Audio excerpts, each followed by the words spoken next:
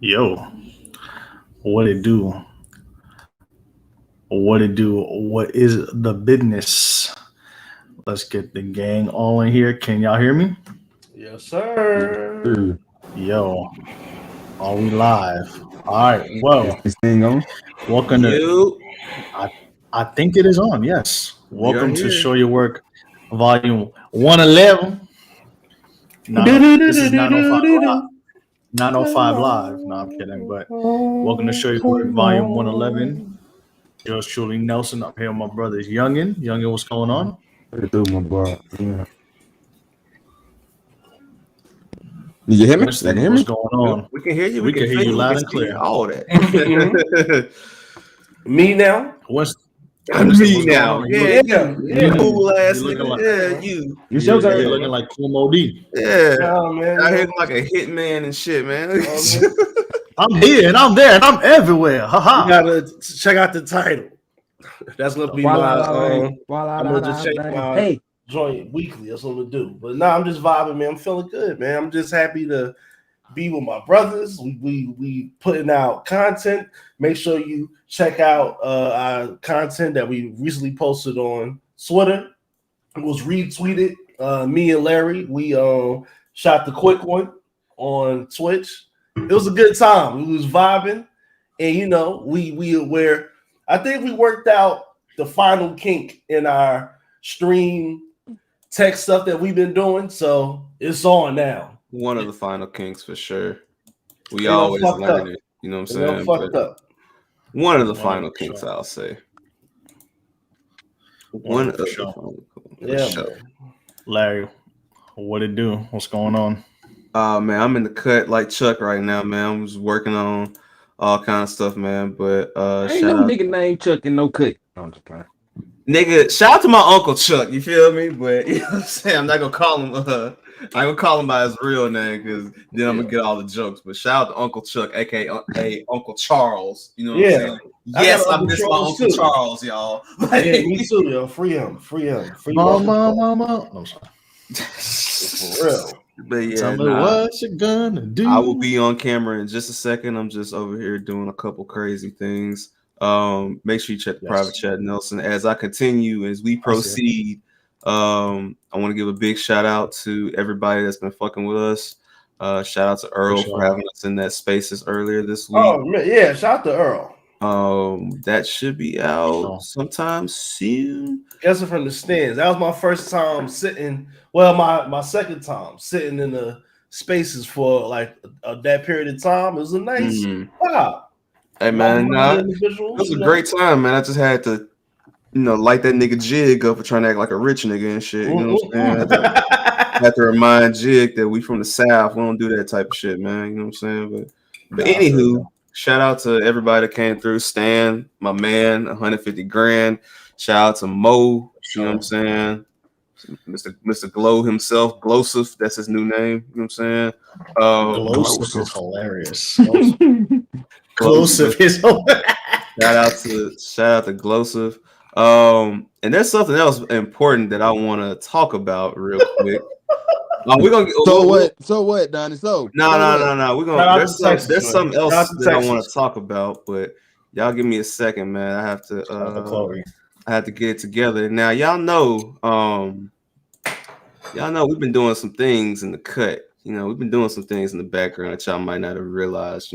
Also, real quick, while I get this together, Nelson, please talk about your experience on the Donnie Lucci podcast that is out right now. Yeah, shout out to my Texas brother Donnie Lucci. I was on hanging with the crew this past week.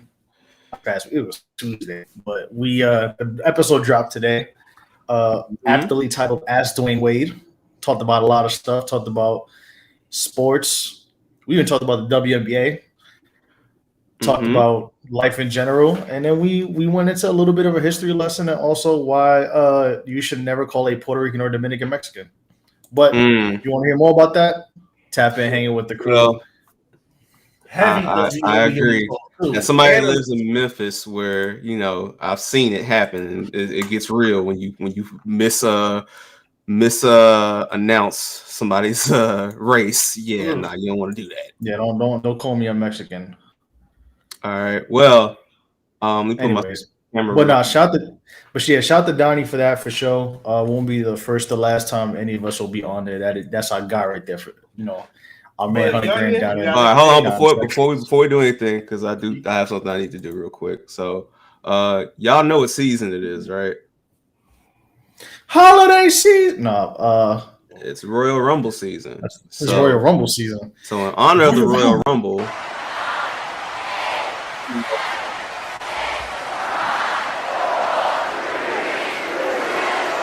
people I want to bring through. They call me Big. You know what I'm saying? So in regards to this, this is a request. Let's see how this goes. YouTube, for the love of God, please do not get me for this, but my man's asked for this. You know what I'm saying? And I gotta give him his music and shit. Oh yeah. So these guys just keep talking over it. From Detroit, Michigan. Fair usage. We own the rights. Shout out to Mr. TurboGrafx 87 himself. Yes. AJ from the Midcarders Wrestling Podcast. Detroit. How are you doing? Detroit.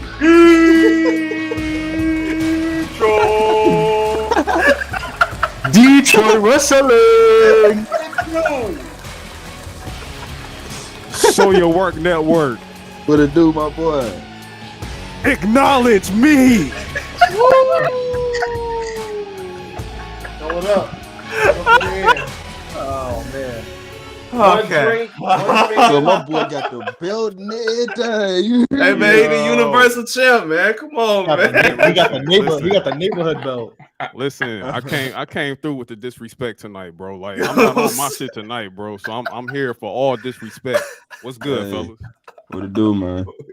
What's good with you? Nah, real quick, man. I want to say, let me put myself on the jam screen for just a second. Just to say, man, I really appreciate you inviting me on, man. That was real dope, man. Yes. So, definitely, dog. Spice, all right, nah. We not starting like this, bro. Nah. But it was a great episode. Midcarders, episode 15. I was their first guest, which I had no idea. And hey, man, I am appreciative. We got to talk about real shit, but enough about me. Let my mans get his shit off about his shit, man. Man. Let the tribal chief himself speak, man. Hey, man, listen, bro. Like, first of all, thank you for coming on. That's for sure. Thank you for being our official first guest. So, like, basically, you got that forever. You know that, right? So, like, we blow up. You can always say, like, yo, Midcarders and Catering podcast. I was the first one. Don't let certain niggas hear this, please, because we got certain pocket watchers. Jamal, you know what I'm saying? hey, like, you know what I'm saying? But it's all good. And good. For sure, it was the first of many. So of course I wanted the fellas on too. I wanted Nelson, I wanted Winston to pull up, and Youngin too. But you know what I'm saying? Like scheduling and everything of that matter happens. But we were lucky enough. We wanted to.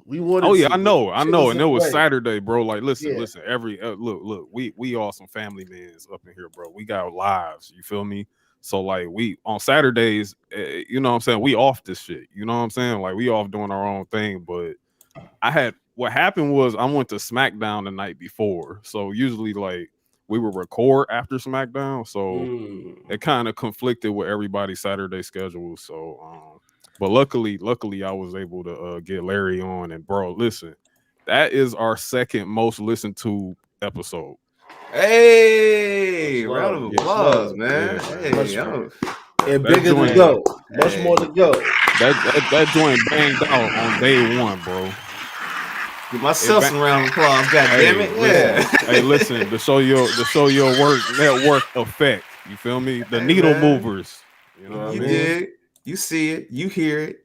Y'all see that goddamn belt if you watch it live on YouTube, man. Listen, for those that are not watching, me. man, my son has the official referee with the whistle. He got that shit straight from Paul Heyman. You know what I'm saying? Like, what the hell of a setup there. Salute to your setup. That shit is heavy. Oh, yeah, for sure. Oh, no, I'll be asking him for some advice. Don't get it twisted. I'm gonna be asking him for some Twitch advice soon enough. My brother. Hey, listen, man. Hey, it's a lot of money. It's a lot of money that goes into that, bro. It's a lot of money. Hey, man, listen, man. But you mentioned how we did not get a chance to come through your shit. I think I have a resolution for all of us. Nelson, I'm gonna put you on the Summer Jam screen. Would you mind explaining that resolution for the people? Yeah, we gotta figure this out, Nelson. Tell us. So on this weekend, on Saturday. Now, Saturday, we are having a Royal Rumble watch along, but it ain't just gonna be us four, because you know when it's just us four, we be wilding. But we're gonna make it a real Royal Rumble. We're gonna have our special esteemed guest. We're gonna have the Midcarders and Catering. So this is gonna be a real Royal Rumble. This is when worlds collide. Hey, listen, whole lot of shit talking. I got a lot of things to talk about. Brawl. This is Super Brawl. Bam Bigelow lace fronts. Light colored Latino women trying to represent just for themselves when they act like they talking about everybody else. We got a lot to talk about aside from the Royal Rumble. So tap in with us, please. Details will be leaked shortly. Please tap in. You're gonna find out. We gonna. I'm already looking forward to it because usually watch-alongs are usually our most. That's the episodes where we really just don't care. We just watch it and whatever happens, happens. So and make sure you guys are tapped into the Discord as well. Oh yeah. So I brought my dog on to explain that he will be there for that, but I also want AJ to stick around and start off our first segment. So y'all excuse me, I'm gonna be working in the background, but let's start this off. We talking about Twitch, we talking about fades right now. Let's talk about the the 25th anniversary of Marvel vs. Capcom. So man, as y'all do that, I'm old. We all are.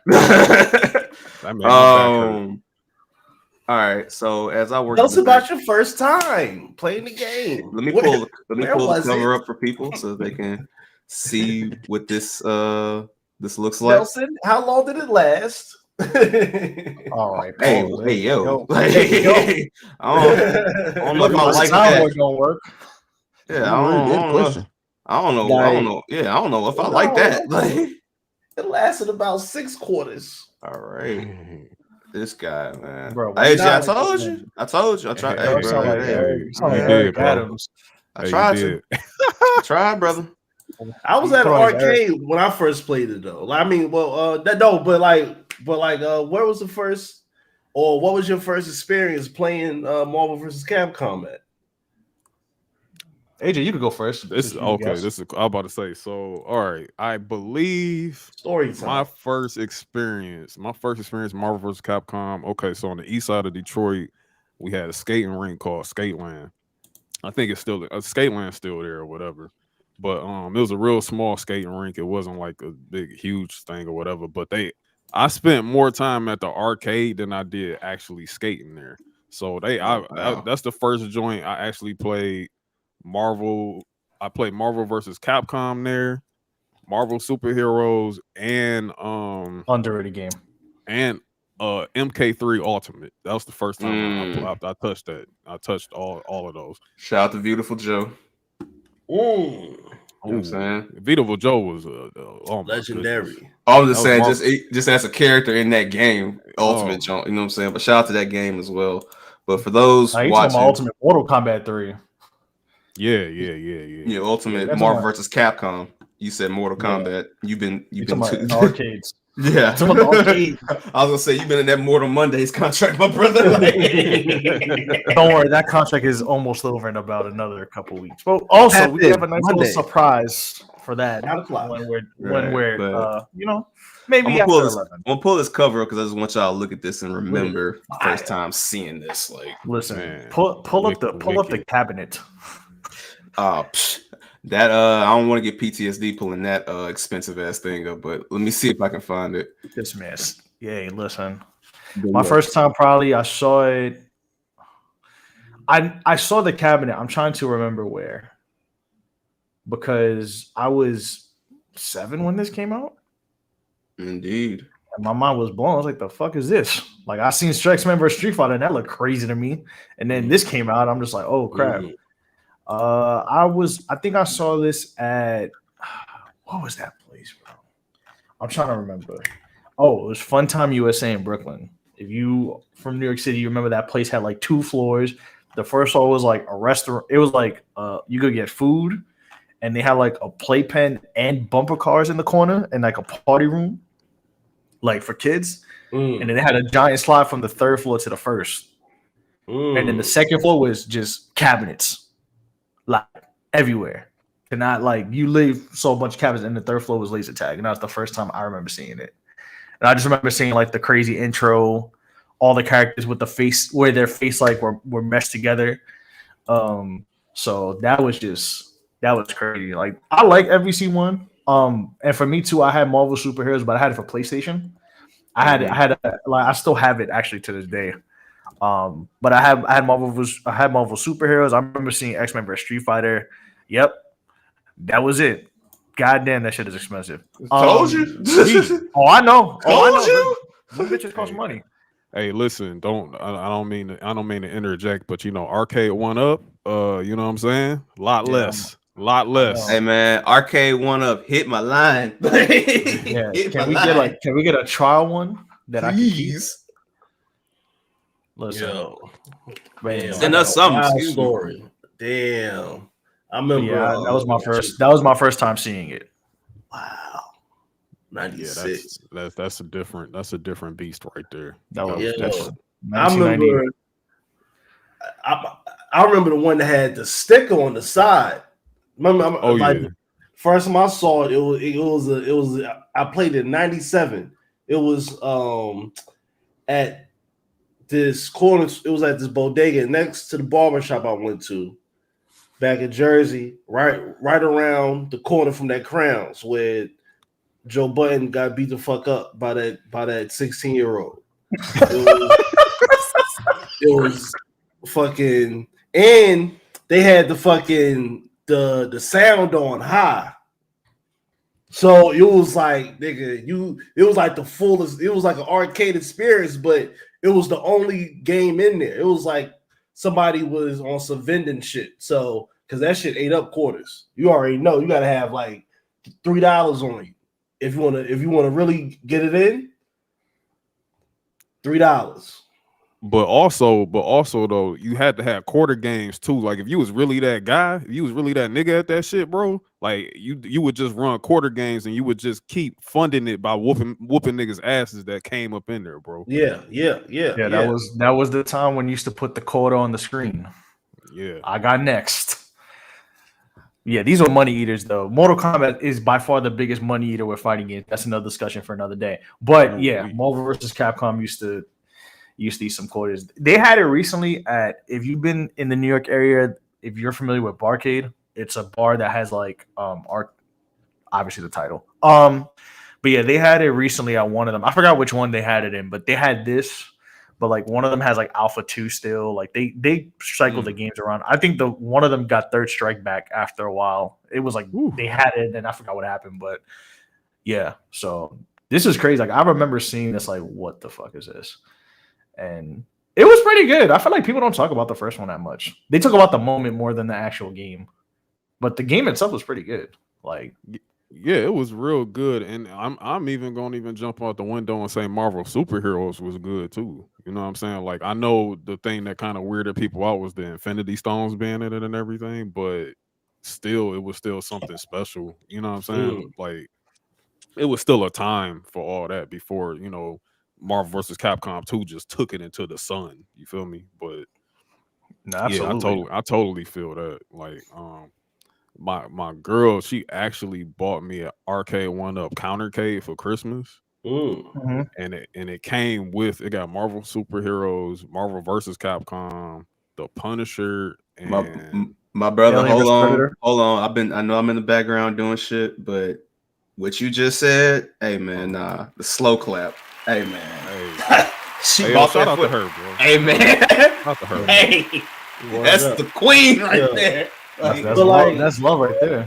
Yeah. How did it? But like, how's it feel in your hand? Like, does it feel regular in your hands? It's so weird because it's small. Like it's small. You know what I'm saying? It's enough room for two people.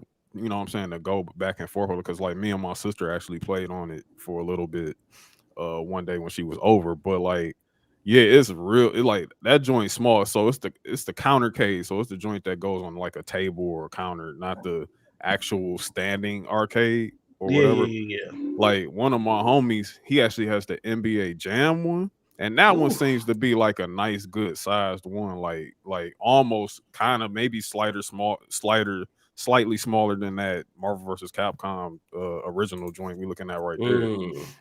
So yeah, it's a nice size, bro. It's a real nice size. Joshua, chill out, man. You just probably mad because you ain't got one, man. Grow on, up, man. Grow the fuck up, man. Go up Supreme, Joshua. Yeah, hey, man, go get that. Every week, bro. This is I got Supreme, and I love him, man. I got Supreme. I just want to say title number one. He is the supreme fucking. He is the supreme sorcerer. So, I do want to make. So he like me then. Yeah, he premed up. Yeah, supreme sorcerer. Supreme. I do want to ask one thing real quick. Two things. One, what I'm gonna ask everybody here. Who was your main go-to?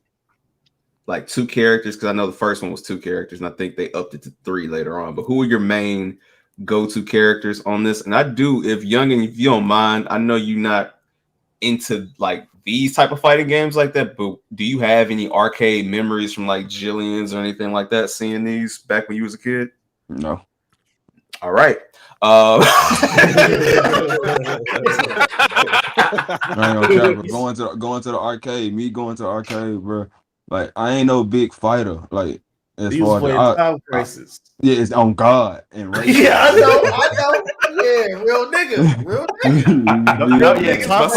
My son's playing Ridge Racer. I'm talking about when it comes to the fighting games, food growing up, the only fighting games I fucked with growing up for real was boxing. You feel me? Like sports shit. I wasn't playing you feel me? I wasn't playing Dragon Ball and shit like that. I played Dragon Ball at 9 then, but I wasn't playing Marvel vs. Capcom and shit like that. He was playing Time Crisis and Cruising. This nigga Youngin had $4 just dedicated to House of the Dead every time he went to the arcade.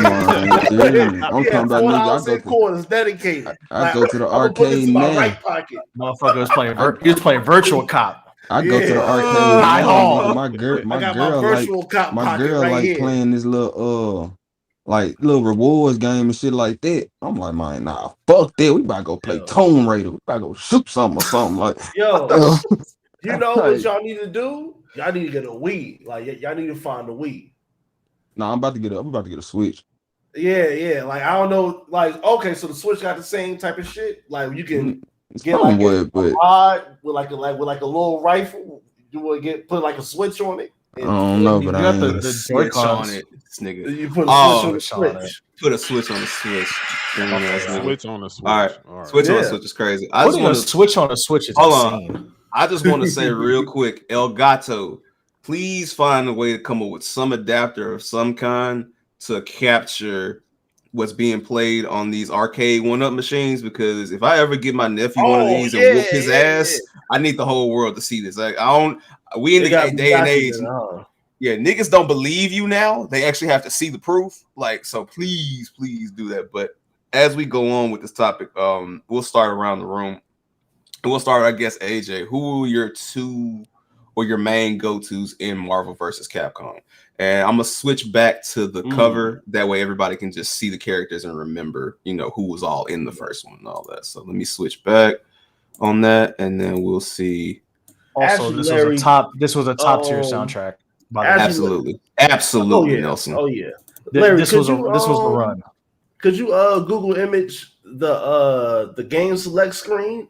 If it's that would work. on there somewhere on Google? Maybe, I don't know. Because sometimes they be having silly ass shit. You like, I ain't looking for this shit.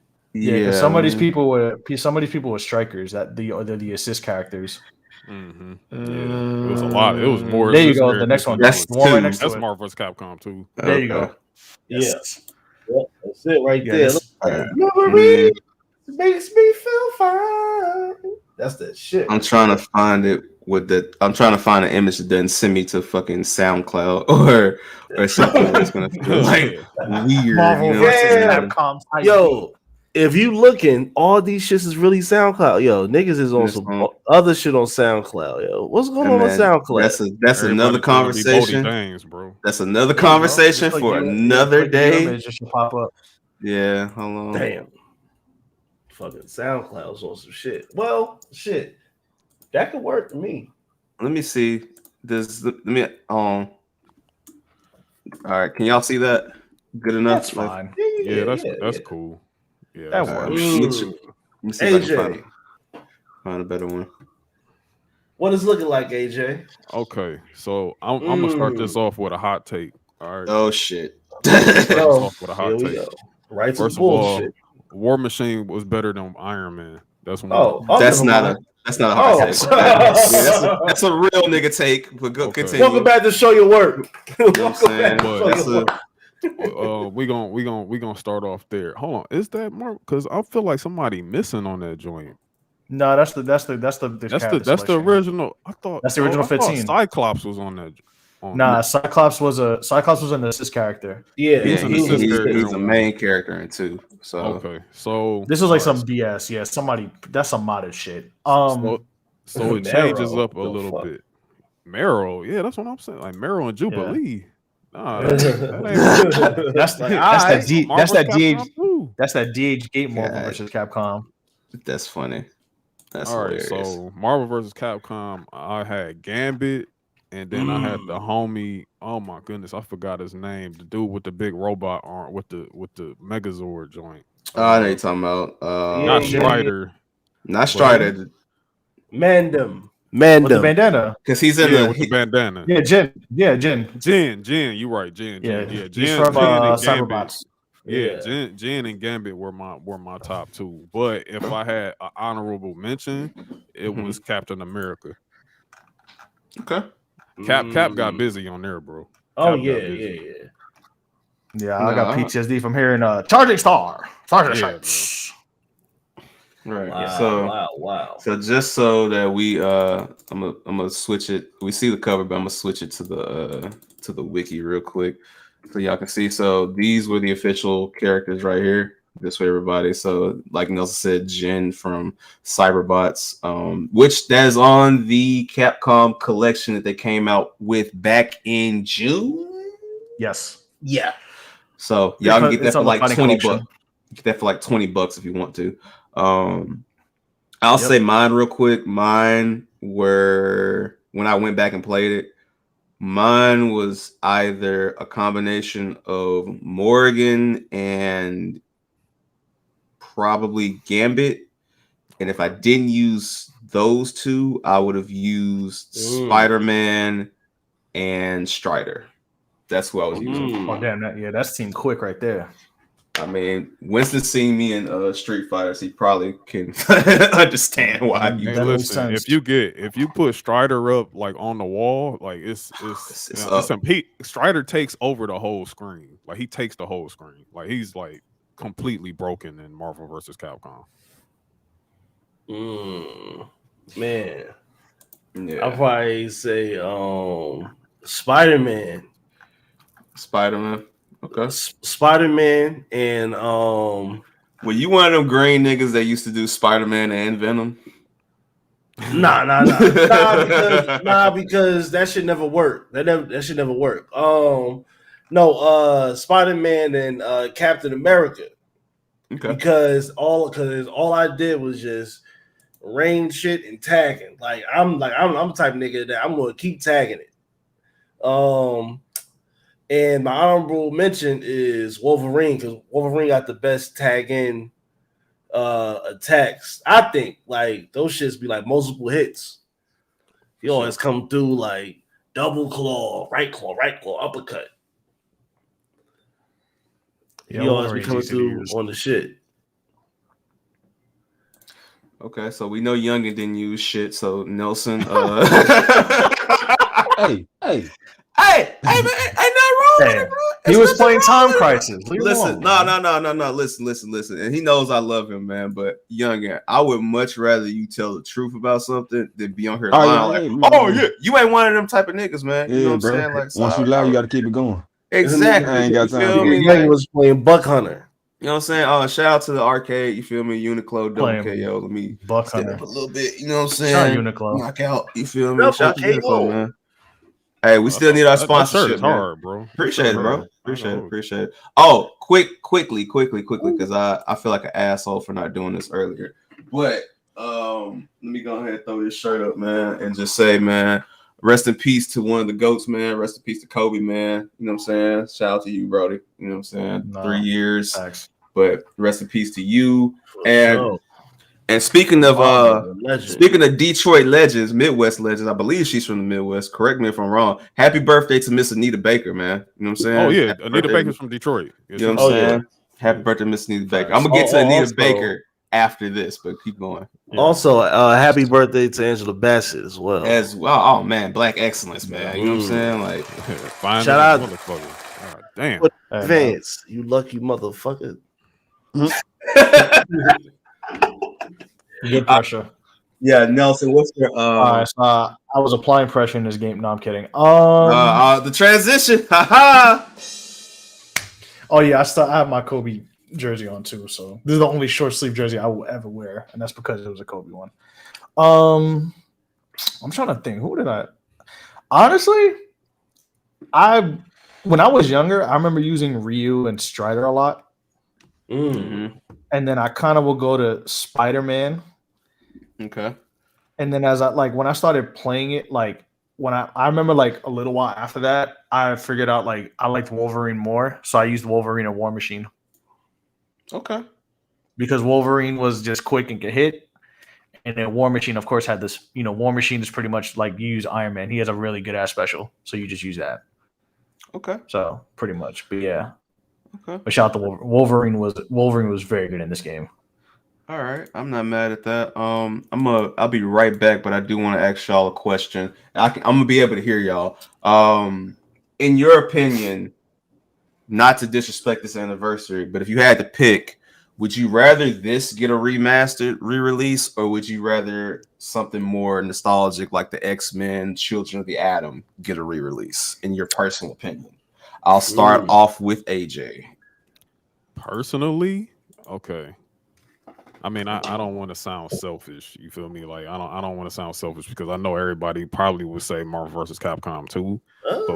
But me personally, I actually would like X-Men versus Street Fighter to get a remaster. That's receipt, my brother. I mean that and a 3D remaster too. I'm glad you said this. That joint set the bar. You know what I'm saying? Like X-Men versus Street Fighter. Like people talk about the impact of Marvel versus Capcom, like cool, but like that would not exist without X-Men versus Street Fighter, bro. I'm sorry. Yo, they can actually do that because they gotta Marvel gotta push the X-Men at some point. Like that could be the perfect vehicle to get them niggas out of here in terms of getting. I mean, and that's what fucked up Marvel versus Capcom Infinite because they didn't have none of the X-Men at that time. Like they didn't have them made, they didn't have them ready to get put in the game. So that's why Marvel vs. Capcom Infinite was just like, when you looked at the roster and everything, it was just like, oh, like you saw basically like, oh, you see the MCU impact on that game and everything of that matter. Mm-hmm. But now, like you said, like why not at this point? Because we're getting closer and closer to the X-Men actually funneling out in the MCU. So it's gotta happen. Yeah, I wouldn't be surprised if they.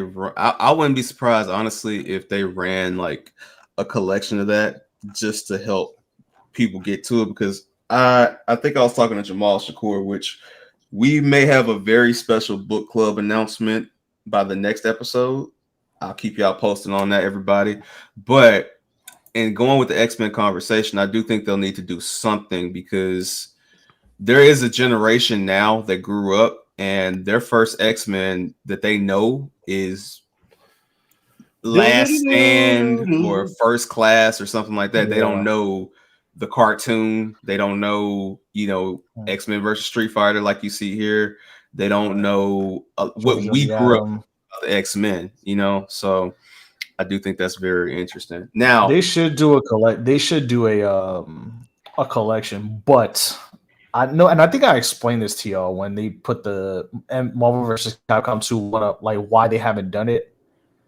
Yeah, and it's like a whole thing with just like a merch, like the deal to do a one up is different than an actual video game because then you got to do the licensing and then it's a certain amount of copies.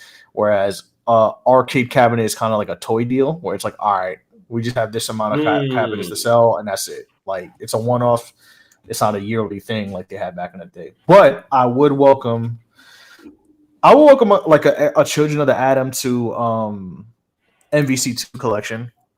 Because I mean, Children of the Atom is it's a monumental game in regards to what it was. Because, like I said, Capcom with licensing deals was incredible in the 90s. Like you could never take away what Capcom did in the 90s with everything. Like they really did not have much of a bad game at the time.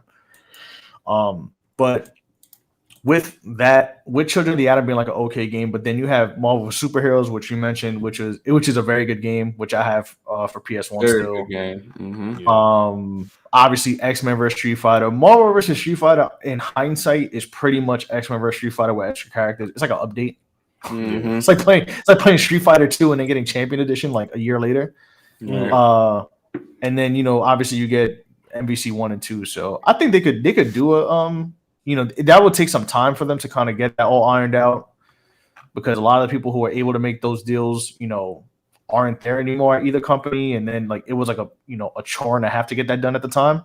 So if they do it, I would hope so. But we wouldn't know until obviously when the X-Men do get introduced into the MCU. And also, I'm sorry. No, you're fine. I just wanted to reply to Nelson and say that I hear you, I feel you, and I believe you. But I just want to let you know, when the mouse wants something, the mouse gets it. So, listen. Let me tell you something. The mouse gets something. Let me tell you something. Let me put myself on the stream. All you little dweebs, if that ever gets announced, I'm getting like for each system. Like I'm gonna get a Switch digital. I'm gonna get a physical because that's a monumental thing. Like we have been we are all in the same generation. We have been wanting that because I am tired of looking at eBay and let me get a copy of Marvel vs. Street Fighter for PS1 and seeing that it's $150 for just the CD. Oh yeah. I can't even get a case with the bitch. See, I got so since I got my gaming PC, I have the fortunate pleasure of doing moves, doing emulators and everything. So it's I'm not paying that. I'm downloading it. You feel me? So real nigga. There's that. And then also piggyback off of what Nelson we need to talk later. Oh yeah, for sure. Absolutely. To piggyback off of what Nelson was talking about before, you got to get Capcom on board too, which will be easy. You know what I'm saying? That'll be an easy part. And because they're gonna make that money. I wouldn't be surprised if we heard something around the time that X-Men 97 is ready. Mm-hmm. Yep. That'll work. I wouldn't be surprised if we heard something by then. Yep. You know what I'm saying? I just wanted to throw that out there too, just to be you know what I'm saying? Because I'm like what you were saying before, our generation, the other generation don't know. Maybe they know X-Men Evolution a little bit. You know what I'm saying? But yeah, barely. When you bring in 97 again, you know what I'm saying? That might just generate a whole new hype and a whole new demand for that to come back to the fold once again. Also the fight games will go crazy regardless through the fighting game community. Imagine that community doing clips with Wolverine, clips with Spider-Man, but the X-Men are S tier, as we discussed before on the comic book club. S tier. Which, by the way, if you are on the Patreon right now, I just released before this episode came out, before we went live. Magic Johnson with so, Terramana Gate is officially out. The audio is out. Y'all can check that out early before everybody else. You know what I'm saying? Yes, Nelson, Terramana Gate. Yes, this is what we came up with. You know. Nah, it's funny. It's about lies. This is about lies or something. Oh yeah. It's about It's about not trying. No. Winston has a poster of Dwayne in his room that he's not showing y'all. But it's cool. Okay. But speaking of Dwayne, I do have a question as we wrap up the video game conversation here. And Youngin, you can feel involved in on this one. So we talk about Street Fighter. We're talking about all this. But there are a couple other important games for us like this around our childhood. So I want to ask everybody, if you have the choice to remaster one of these games, my brother, one of these games, which one would it be? And I'll start with you, Youngin. Knockout Kings or Here Comes the Pain? Ooh. What are you talking about, like EA Sports Knockout Kings? Yes, aka Knockout Kings / Fight Night. Oh, nigga, chop my arm off. Fight Night. Or Here Comes, I ain't gonna lie. Or Here Comes the Pain. Or Here Comes the Pain. I ain't gonna lie. Give me Here Comes the Pain. Nigga, I won't be able to do this on a nigga. Fuck. All right, Nelson. You said Knockout Kings or Fight Night, Here Comes the Pain, and what else? Or is just those two? Just those two. Give me Here Comes the Pain. That's the best of that generation's wrestling games. That's the best one. That's by far the best one. I mean, that might be one of the best. Period. Hold up, the SmackDown versus Raw. The SmackDown versus Raw.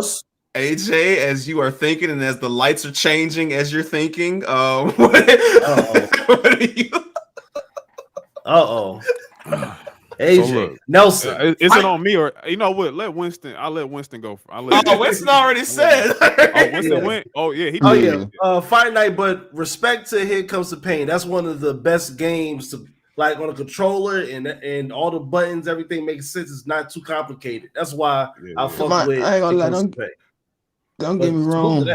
Knockout King's fast, but if it comes when it comes down to a Fight Night shit, just give me 3 again.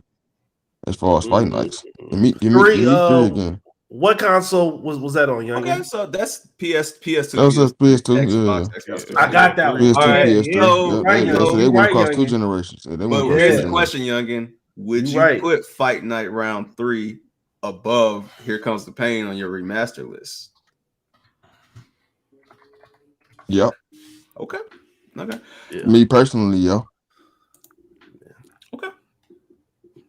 Hey man, ain't that much better than a good boxing game though. Yeah, ain't that much better. Here comes the Pain is definitely up there, but yeah, when you talking about a pure boxing game back then, a nice good one. If you got a good boxing game, I'm gonna pass you the ball, and I know this is hard because you have a literal wrestling podcast, so it's like ideally your mind is like I know your mind is saying Here Comes the Pain all day, but I know your heart is saying Fight Night. Fight Night. So. And you from Detroit. Come on, yo. Y'all niggas got I mean, bro, look. Let me interject. And this is our childhood too. You know what I'm saying? Let me interject real quick. Oh, brother, you got the floor. You got the floor.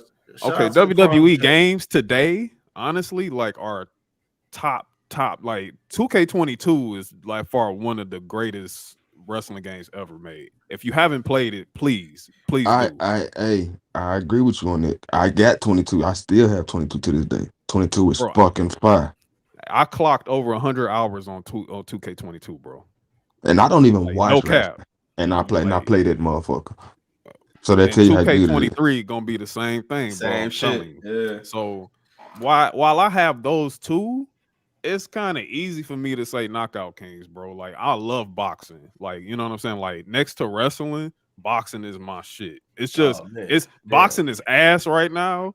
You feel niggas me? Might be related, young. He might be related.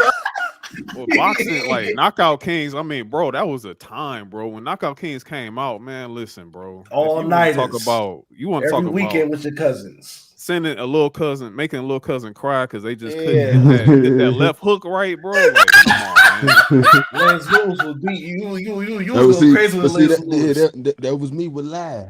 That was me with live. My niggas couldn't see me in my live 04, live 05. It was over with. Jason Kidd, Vince Carter. Motherfuckers couldn't see me. Only person that can see me was my Uncle Kenny. I ain't gonna lie. My Uncle Kenny is the only motherfucker that made me break a controller to this day. Shout out to Uncle Kenny. Shout out to Uncle Kenny. But my nigga, I'm not gonna bypass Winston in the cut being like, I like this nigga, man. I like him. This nigga our cousin now. He's get myself on this goddamn screen, man. Cause we got West Coast cousins, we got Midwest cousins. You know what I mean?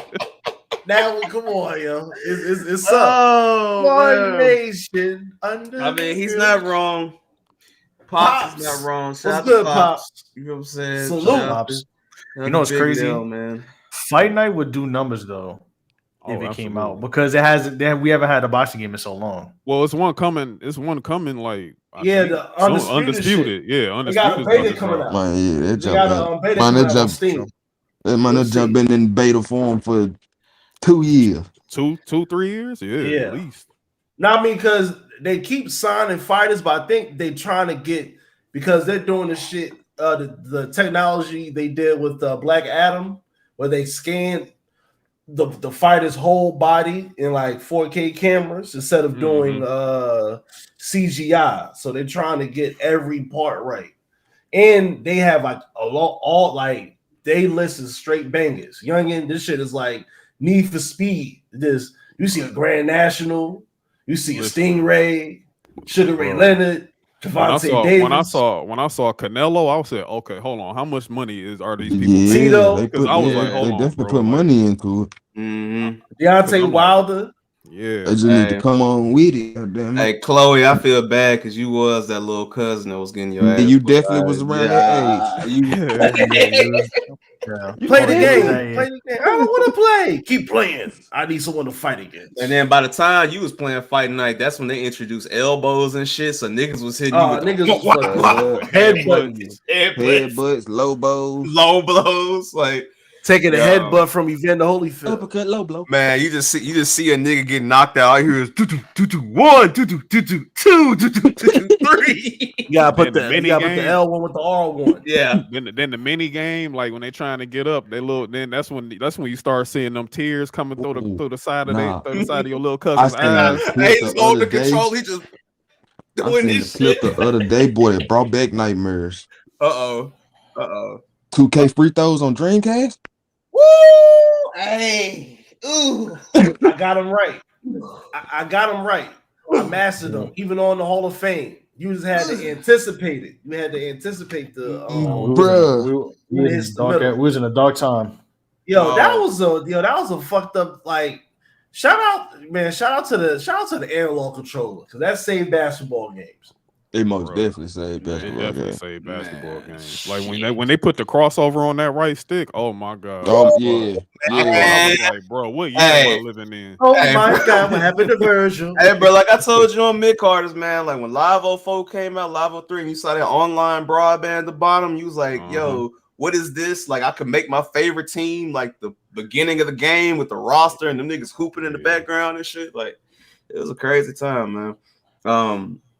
But salute to video games, man. That was a great tangent on video games. So now, AJ, while you're here, yes, sir. Because I didn't know if Miss Anita Baker was from Detroit. And I know that she is. So yes, she is. Let's get chaotic. Winston, color money. We might break up the show today. Oh shit! In honor of Miss Anita Baker, what is the best Anita Baker song? Ooh, I'm gonna let y'all have this. I'm out. Fuck. There's only 2 right answers for me personally, but this is my personal opinion. I'm gonna let everybody else go first. Anytime somebody asks me that question, all the names just disappear out of my fucking head. Now I gotta sing it. Yeah, I don't know. Oh, you are my joy. That shit. Winston's a real nigga. Okay. You are my joy, nigga. That shit bring tears in my eyes, nigga. What? You don't even want to. Hey, Winston, you don't even want to clean the house up to that shit because you. I can't wait. I got me and my mom's got tickets to see Anita. I can't wait, nigga. Hey man, salute to that too, man. I might have on a tuxedo for that shit, nigga. I'll be looking like Lucas Lewis. Them ticket prices is crazy though, Anita.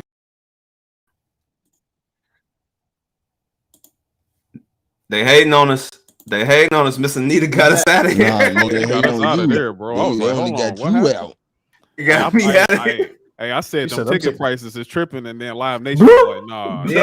Hold up. Hold on, Live Nation is behind this. Statement. You can't even get your statement now, young man. I didn't even finish, bro. God damn, AJ. Nah, they said Ticketmaster got us tapped, bro. They was like, nah, bro, this dude fucking with our fees, bro. Nah, can't have that. Taylor Swift got us out of here. They got federal up in this bitch, bro. Oh shit. Rid of these niggas. All right. So you said you bring me joy. All right. Nelson, do you want to go? Do I have to choose? Fuck. Oh yeah, I asked the question, so I mean, yeah. Right, nope. I already disqualified myself. No, you just omitted yourself. You didn't disqualify. Yeah, right. Nah, you gonna go, nigga? No, the fuck, I'm not. Yo, why not? It's just pick a song, bro. It's that whole album, the whole Rapture album, and The whole like, and giving you the best that I got, like back to back. What am I gonna do? Like just because it's hard, like. That's called R&B right there, nigga. Like that's no. Matter of fact, that's soul. You bring me joy. Like that's P-code R&B, bro. My favorite shit is caught up in the Rapture. Like, okay. That's a great answer. You know what I'm saying? Damn. Nah, I can believe it. Legendary. Yo, Anita Baker. Damn. Before time, Pops. I don't know. Hey, Pops. We didn't know. Oh, what you know? I did know, but Pops, you ain't wrong. Hey man, yeah, you ain't wrong. You ain't right either. You know what I'm saying? All right. Do I need to bring up a title list? It's because you didn't have a Pops. It's because you didn't have a Masters, man. You gotta understand. Do I need to bring up a track list for y'all to see? No, yo, but Anita Baker at the Apollo, that is a great post game, but that is a great performance. Okay, that's all time. I just asked. AJ, you're more than welcome to go because Youngin. I mean, he said call. I'm gonna take that answer. All right, you got no choice. Man. I mean, wow. Look, man, it ain't nothing like a Detroit summer, bro, riding up Jefferson Ave, bro, and you got Sweet Love on, man. Sweet Love is that shit too. Like you can't, bro. Like you can't. You feel me? Like, and then you pull up on one of the OGs on they little bike or whatever with the radio blasting, and they got to join it. Like, come on, man, it ain't like it get no better than that. Oh man, y'all ain't saying about one yet though. I'm waiting though. Nelson, let's see if we brothers for real. I said one already. What you said? I said it'd be either You Bring Me Joy or Just Because. Okay, that's a real answer. Van, what's good, brother? It ain't sermon. It ain't sermon time yet, Van. But that sermon will be coming soon later, my brother. Damn, y'all ain't say it. So say it, nigga. Well, I'm gonna fucking say it then. Let me summer jam scream myself so I can say it, nigga. I will say my favorite two. Number one is gonna be Same Old Love. Can't go wrong with Same Old Love, man. Yeah, you can't go wrong with that. 365 days of the year. I will get married to that song. So just what it is. Yeah, that can be a wedding. You know what I'm saying? The dance. The moms! What's up, moms? We got moms and pops in here, man. You know, moms knows. Pops can be in the other room. Hey, You feel me? But mom's knows. So shout out to Nelson's moms and pops in the comments, man. She like, nah, fuck that. We saying these. And my second, no one said Angel. No one said Angel. Angel. Yeah, man. You gotta. That would be okay. So Angel would be hey, like, but I was say he said Sweet Love though. For me. Yeah, I was like he said Sweet Love though, and Sweet Love is definitely top 2. It's not sure. One for me. Yeah, it's between it and Caught Up in a Raptor for me. Nah, I feel you. Those are great, but man, something about Same Old Love, man. Like I ain't gonna lie, I throw Same Old Love on, and I just, hey, the house get clinked up, nigga. but on the basis, go ahead, AJ, go ahead. No. You go, continue. On the topic of R&B around that time, nigga, I'd have had I Call Your Name in rotation like a motherfucker. I swear to God, bro. This nigga is a DeBarge stand, and I am too. But it's just hilarious. Also Detroit. Also, it's some real ones in this room right now. All right, but hold up. Repeat your song again. I Call Your Name. But hey, is I Call Your Name better than Time Will Reveal though? Ooh, because that's the one, man. Between Time Will Reveal, Time Will Reveal, and my favorite DeBarge song is Who's Holding Donna Now. That bruh, L was singing his socks off on that shit, bruh. Like, Free L, he ain't do nothing. Nah, L, you want some bullshit? Nah, man. Free L, man. But you got my mom out here sad and shit right now. You know what I'm saying? You're fucking up households getting locked up and shit, cuz. Like, nah, yeah, because he had the fucking right, he had the WCW Monday Nitro weapon package in his car. No, because he living like Busy Bone, dog. Like, no, bro. Like, that man been watching too much BMF. He was like, this is how I was moving back then, bro. It's giving. It was the real BMF.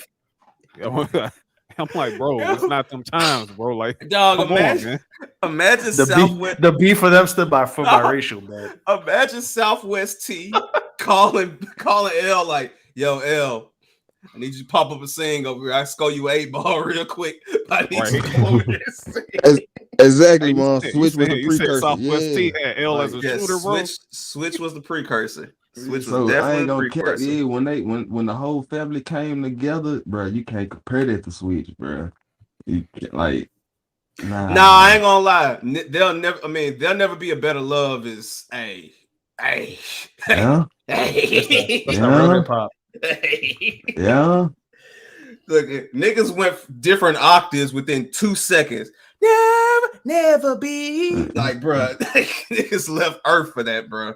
Yeah, Bobby did set it up for L and family. So, nah, for sure. I don't know what's going on with Winston because he might be doing something right now. But I will say, nah, man. Shout out to DeBarge, man. Shout out to DeBarge, man. All right, round of applause for music and everything. Word. Definitely good conversation there. Definitely. AJ, do you feel like sticking around? Hey, I'm good, man. Like, what's up? What we got? Oh man, all right. I mean, I know you probably have more people coming around. Nah. We good. And if something does pop up, they'll be all right. But I did want to ask this then, since we're here. This one hurts my heart. I ain't gonna lie. I'm gonna get the article pulled up. I gotta add the topic list, but oh man. Oh yes, let's talk about it.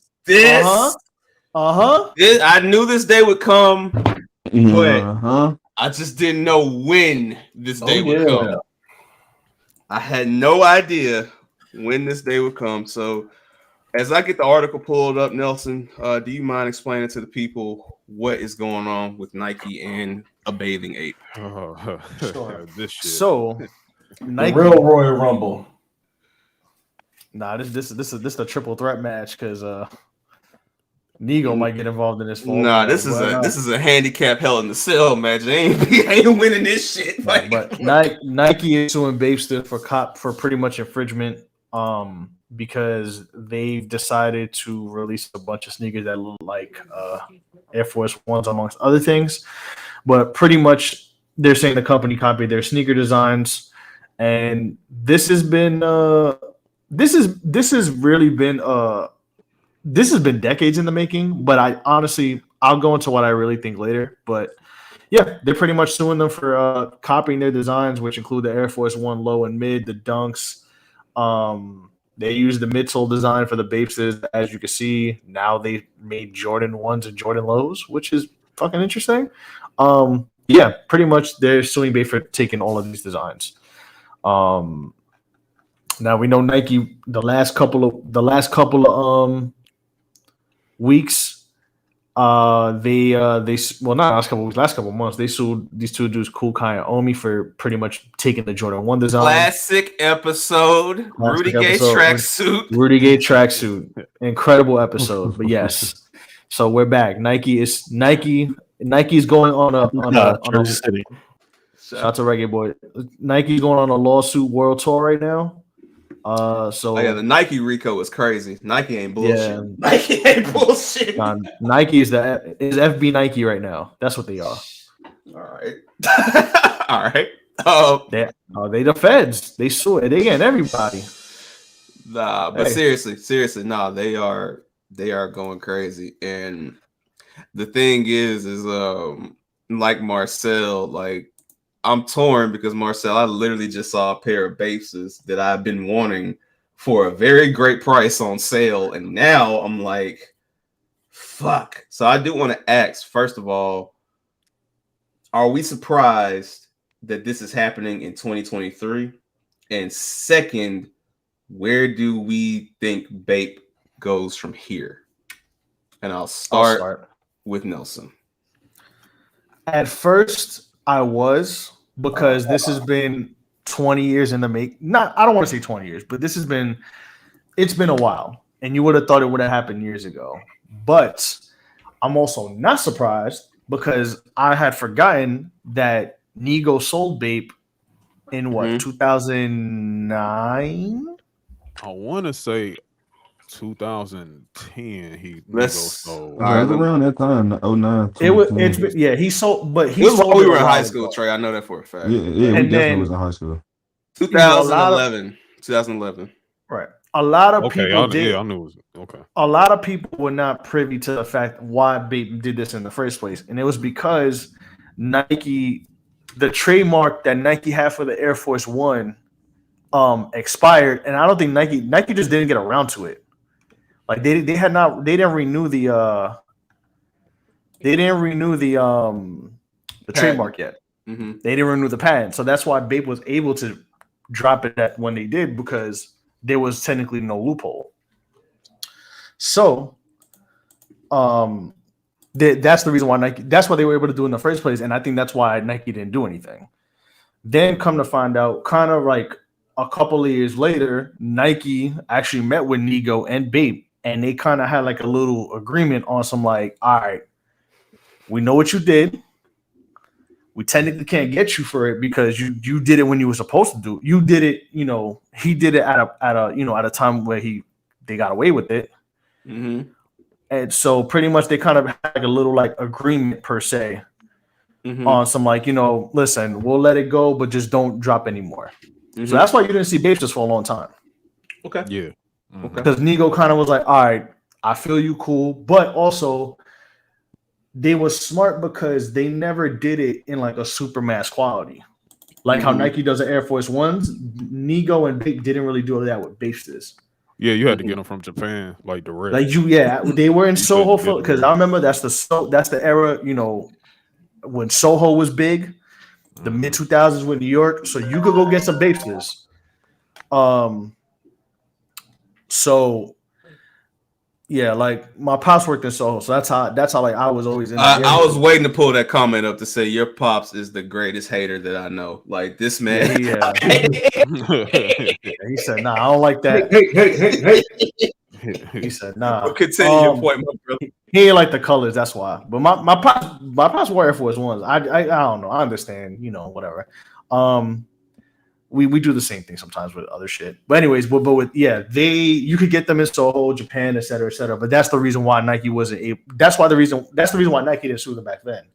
But now that Nego sued, Nego sold to this new group. I don't even know what the group's name is, but kind of like what Supreme did.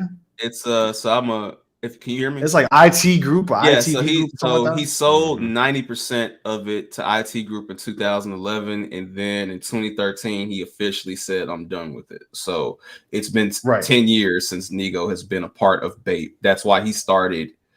What was it? Human Made. Human Made. Yeah.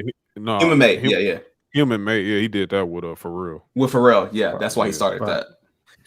So then now we're here because as of the last couple of years, they've been slowly but surely, BAPE, the people own them now. They weren't making money in the US, and then they kind of started going to like China, back to Asia, especially like China and Taiwan and shit. And then they started making these again. As you can see, they bit the design, and then it kind of crept its way back into America. That's why you realize BAPE is not really like, they put stuff out, but it's not like, as sought out as it was like when we were in like high school in like the mid 2000s. For sure. So, okay. Just a little history lesson, because I know a lot of Nike losing money. I'm like, all right, man. Yeah, y'all wasn't tapped in. You don't know what's going on. Like your favorite sneaker is a Panda Dunk, so you should shut your mouth. Pops, I'm not gonna sit here and say that you're lying, but I will say there was a time where them apes was out. Where them apes was out. You know what I'm saying? So that was the thing. Rest in peace to 21 Mercer, which y'all know as Nike Lab, but we know that as 21 Mercer. Yeah. Shout out to 21 Mercer. Okay. I asked this next question. Do we think Nike? I personally, in my own, let me put my camera on. So, in my own personal theory, I think Nike did this because of how freaky BAPE is starting to get with these designs. So for us who are around, right, for the people listening in 06, all we had was just the Roadster and the Bapester. That's all we had. That was it. That was just those two. That was it. Now there's the Skatester, which when I first saw the Skatester, I said, okay, y'all biting too much dip off the shit. They going too crazy. All right, good to have you back, Winston, because I'm gonna ask a good question in a second. Then I seen the Bapester mid, and I was like, oh, I had to hit the Tyler the Creator. Okay, so I was like, all right. Then the Bapester midsole, and I'm like, all right. But I think when this shit happened, the Courtster, the high and the low, I think that's when BAPE said enough was enough. All right, that's enough. That's enough. I didn't even know that these came out. Like, I just thought they just had forces. No. Listen, I may not own BAPEs, but I follow it, All right, that's when he fucked up. Let's see what Mom's had to say, right?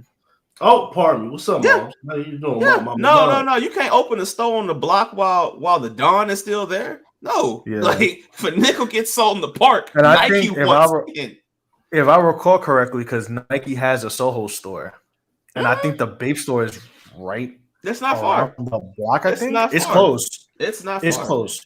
The point, in LA now. In LA, BAPE is in Fairfax, so BAPE is like right next door to Supreme. Maybe like two doors down is Supreme. Keep Joshua comment up, please. So it's sorry, not, AJ. No, it's all good. So it's not necessarily a problem in LA. You know what I'm saying? Like that's just it's a staple there. You know what I'm saying? Like it's like right there on that. Like Fairfax is just.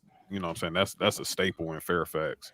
So I don't think it was necessarily a problem in LA, like in terms of expansion, because it's been there for forever. You know what I'm saying? Right. But, I'm reading this comment. I just want to make a quick joke to say, shout out to Mom. She knows a lot about BAPE. Let me find out Mom's got some BAPes that's in the closet. Let me find out. let me tell you something. Let me tell you why. Because my dad worked in Soho. Like, so when I was in high school, I used to always even a little before he started working there, but I was always in that area. Mm-hmm. So when we used to walk around, he literally worked I think a block away from the Y. Yeah, it was the Y3 store. Right. But it wasn't even Y3. It was Yoji Yamamoto still with the signature. Mm-hmm. So like we were there for 20. Like I remember seeing 21 Mercer, Yellow Rat Bastard, the Adidas store when it first opened, Kid Robot, the BAPE store, all of that. So that was like that, and that was the era where Soho was like booming. So like ASAP, like all of ASAP dudes, like they were there, like they were probably there at that time, but like when they got popular, it was like the tail end of the Soho era before all the crackers took it over. But yeah, like crackers, the damn crackers. Nah, you can ask anybody from the area. Ask Mo will tell you the same thing. Most like in the real shit, but like in the mid 2000s, like you would see BAPE there, all of those Kid Robot.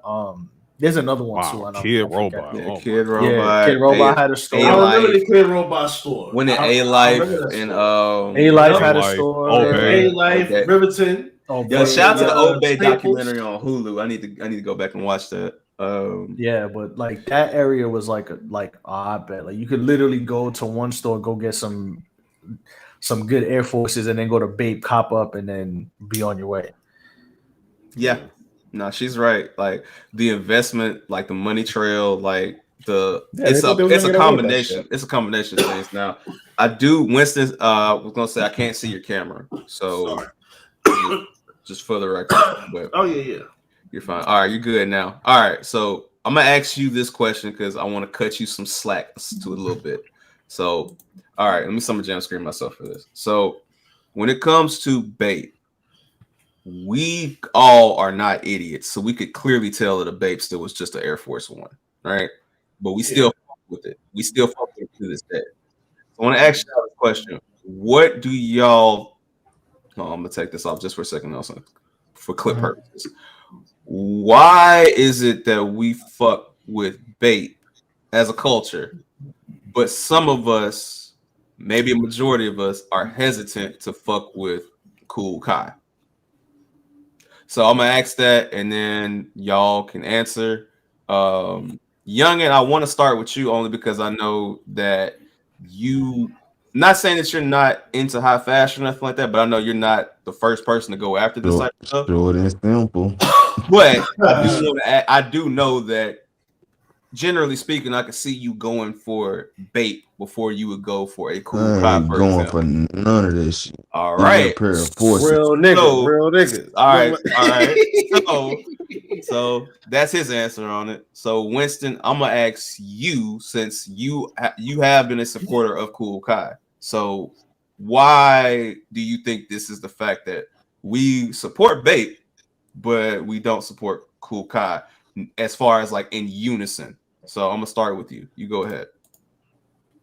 My whole thing with Nico and just BAPE and Kai and even stuff like High Rollers or even all the boutiques, whether it's black, brown, or in the Asian region, it's all about I guess with a lot of stuff in, I don't like using the word culture, but just in our circumference of how we live is more cool. It's always been in this to get like imported items, imported goods versus supporting homegrown. And it's unfortunate, but that's just how it is. Like, because all the bad things you can say about what Kai does, like, if it's fact, it's fact. If it's your opinion, it's your opinion. I gotta respect it. But these other companies in Asia, in France, in London, in Germany, they doing the same exact tactics. But we riding with them, or we making things hot that's imported. You know what I'm saying? Like, even from a fundamental issue in politics, that's the issue. Ain't nothing that's getting made here that we supporting is here. Okay. I'm gonna go with you next, AJ, because I've seen your sense of fashion, and I do think you know what you're talking about. So I'm gonna go with you next. Okay, well, I'm gonna start off like this. Omi is a scam artist. Oh yeah, no, we're just talking about. Oh, brother, I'm gonna cut you. I'm gonna cut you off respectfully just to say we are not talking about Mr. Hellcat. We are just talking about Cool Guy. Okay. He is a piece of shit. Yeah, he's a scammer. He's one RICO indictment away from it being over. Period. Yeah. You know what I'm saying? So whatever on that guy. Kai. Okay, this is my problem with Kai is actually not a bad designer. Like he actually had like he actually had like somewhat of a staple in streetwear, which is honestly where I think he should have stayed in. With that foreign shit, those sweatsuits. Yeah, like he should have stayed in that lane. The HBCU shit. Just roll with that. Just roll with that shit. And my thing is like going into sneakers is not bad.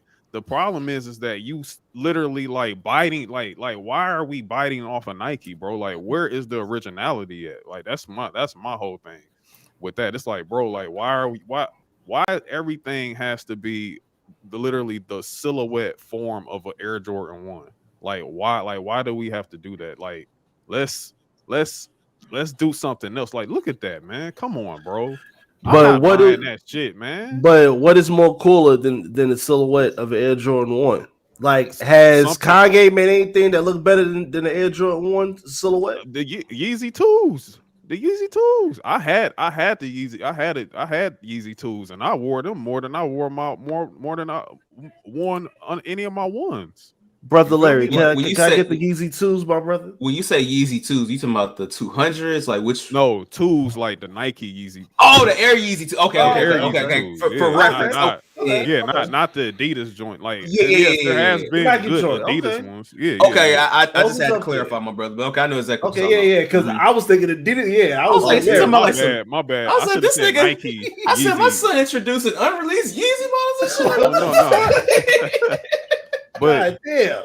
And also, like, you know what, Big 60 just tossed something out there. BAPE had great marketing behind them. Like literally, like BAPEs, the first time I paid attention to them is when I saw Lil Wayne wearing them. I'm sorry. Yeah. BAPEs just look cool. BAPEs just look cool. I'm like, bro, and I wanted to dress like Wayne back then. You feel me? Like literally, like I wanted the BAPE coat. I wanted the BAPE shirt. I wanted the BAPEsters. You know what I'm saying? Like they had great marketing behind them. I would have had the shirt and the coat, but I didn't want the shoes. And I didn't care for the shoes. The shoes didn't move me that much personally. Like they didn't move me that much either because again, I saw somebody in the comments say like the colorways on BAPEs was just wild as fuck. They was just too bright for me, bro. Doing too much. Yeah, they was making Brazil BAPEs, Argentina BAPEs, all types of shit. Jamaican BAPEs, you feel me? Hey, shout out to Yardman BAPEs. Hey, title number 2. Yardman BAPEs. But this might be the cover right here, ladies and gentlemen. Shout out to Yardman BAPEs. Feel me? But yeah, Kai, like I really would like people to move away from the Jordan 1 silhouette and like come with some original, like build some shit from the ground up. You feel me? Like go, like it's cool to take certain elements from different shoes you were inspired by, because that's literally what both Nike Air Yeezys, that's what they did. They took inspiration from different pairs, no matter if it was an Air Tech Challenge, it was a Air oh my god, Air Revolution was the Air Yeezy ones. I got some Air Jordan 3s too, AJ. You know what I'm saying? Like take elements from that right there makes more sense from a hybrid standpoint. But sitting up here just going, oh, Jordan 1 silhouette is the one banging out in stores. Oh, the Nike Dunk, that's banging out in stores too. So I'm gonna make something like that. I'm just gonna slap my own shit on there. It's like, bro, that don't move me, bro. Like, I'm sorry. Exactly. But Kai did have a stint designing for the Patrick Ewing. Those was like far as like back when they had. Remember they started doing like throwback sneaker brands. They was doing like capsules and shit. They had a nice reemergence. Like that was a few years. That was years ago. Like early. He could have done a new design under Ewing, and then he could have got it off through there. But you know, like But you gotta think he was like the first nigga to get this shit off. Like this is back when Twitter was Twitter. Like, and then plus, so here and also let me tell y'all how it blew up compared to other people in regions. There, I'm gonna let y'all go because it like Jersey City, Jersey City is Staten Island across the river from Manhattan. But however, like all the rappers, like before they left New York, like before they left the area, they all lived in Jersey. So they was all in Jersey City, all in Newark, all like in the cities that's close to the water. So you would see them in like Jersey City diners or hangout spots. Like that's when like you'll see like Mike Tyson in the middle of the night, back when Mike Tyson was fat, when he was still like wilding out. Like you'll just see him like out with his people, or you'll see you got driving a Mini with a white bitch in the passenger seat. Like you'll just see like weird shit. But he linked with Fab, and that's back when like Fab was still dressing like in the shit. So like he kind of like got that off. Like I know like a couple people that got their brands off fucking with Fab. Like Fab was like a walking mannequin. And nigga was a hip hop mannequin. No, he really was. He was. Nelson, tell him if Fab had the fit, niggas was like, yo. Fab was definitely a Dr. J's ass nigga, man. Like, legend. Dr. J's legend. No. Nelson, I do want you to go before I give my thoughts on it. All right. So when it comes to BAPE, I didn't give a fuck about the BAPEs. I always thought like they were cool. Like, I don't know. I was at that point that I was just like, okay, like I got Air Force Ones, bro. I'm not getting no BAPE sneakers. And they were like double the price of Air Force. I'm like, fuck out of here. Yeah, it was 300. Now, some of us, 300 up there. Yeah, what the fuck? Yeah. Like, no, nigga, my foot was too big, so I was asked out on a lot of that shit. Yeah. There's a joke that I'm gonna leave it alone.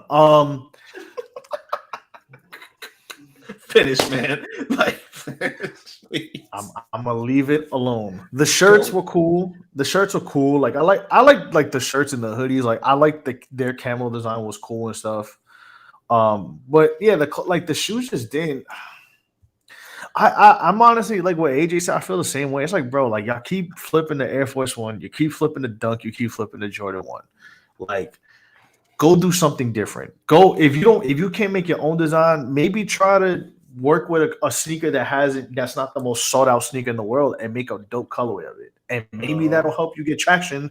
And then you can maybe get a deal, you know what I mean? And then build upon that. Like, I'm tired of seeing Jordan 1 remakes. It's gotten to the point I don't even want to wear my Jordan 1s like that anymore because I'm like, everybody makes a Jordan 1 shoe or it has the same colorways. The same thing goes with Forces. The same thing goes with Forces and everything else. Like, you know what's funny? You know what BAPE sneaker I actually like? I don't know if y'all ever seen when they did the Dame 4 a couple years ago. They did one of Dame Lillard sneakers, and they put a. Oh yeah. That was hard. That was actually. Those were nice. Like, I wouldn't wear them. I wouldn't wear them like on some streetwear shit, but like hooping, bro. I'm hooping in them. Okay, I remember these now. I put some sweatpants on, and that's it. It sucks because there was a pair that was like at a decent price, but then somebody scooped them up, and then they've been expensive ever since. Blame that on white people too, but. Yeah, I mean, I fuck with D Wade. He had decent sneakers. It's just too expensive for. Yeah, like this colorways. Like, look at like you gotta zoom down a little. You scroll down a little bit, but yeah, like the black ones were nice. The red ones were fire. Like those were good. Like I apologize, y'all. GQ's trying to make me create an account. Fuck out of here. But there you go. Out of here, GQ. Relax. Hi guys, it's me. Force, what did you have? Show on. All right, I see what the fuck's going on. All right, continue, Nelson. I'm sorry. That's all good. I just think that with the BAPE stuff, it's just like the sneakers were just overkill. I didn't mind the fashion, but the sneakers I wanted nothing to do with those. I'm like, I'm good because everything that's what everybody does, bro. And I'm saying that's what everybody does. Like everybody's like, I'm gonna make a Jordan 1 or I'm gonna make a Dunk. Warren Lotus almost got away with it. Yeah, like now. John Geiger, that lawsuit was on a cliffhanger. Like the Like oh no. Oh no, Nike won that. Nike tore. Oh, they did. Nike, yeah, Nike tore his mouth out, bro. Yeah, like they took his shit out. They got Warren Lotas too, like, but they were able to do a little shifty thing with Warren Lotas, because honestly, with Warren, he kind of like lucky in a way, because I was surprised the NBA ain't come for his goddamn head for them shirts that he makes. I think they gonna get. I think he made a collaboration though with them though. I was gonna say, cut you off respectfully, my brother. I think the NBA is gonna get their revenge in blood with Omi ass. I think they finna. Oh yeah, absolutely. and when they see that Reggie Miller tracksuit on that website, man, the Dirk Nowitzki tracksuit, like what? Hey, it's just like to go back to before Larry goes talking about like the Bapesters, like all the design. I think Nelson said like, yo, when they fucked up is when they pulled out the Jordan shit. I think that was the icing on the cake. I think they really fucked up when they came out with their Dunk Low version. Yep. That was it. The Skatester. Yep. Yeah, that's the Skatesters. That's when they was like, nah, bro. That's it. Nah, hell no. Like, we not having that. Like, cause that was the beginning. I mean, BAPE ain't been the same in a long time, bro. Okay. Like it hasn't been the same. So I don't know what market they still tapping in. Yeah, they basically they basically living off a collaboration at this point. I'm gonna say this, man,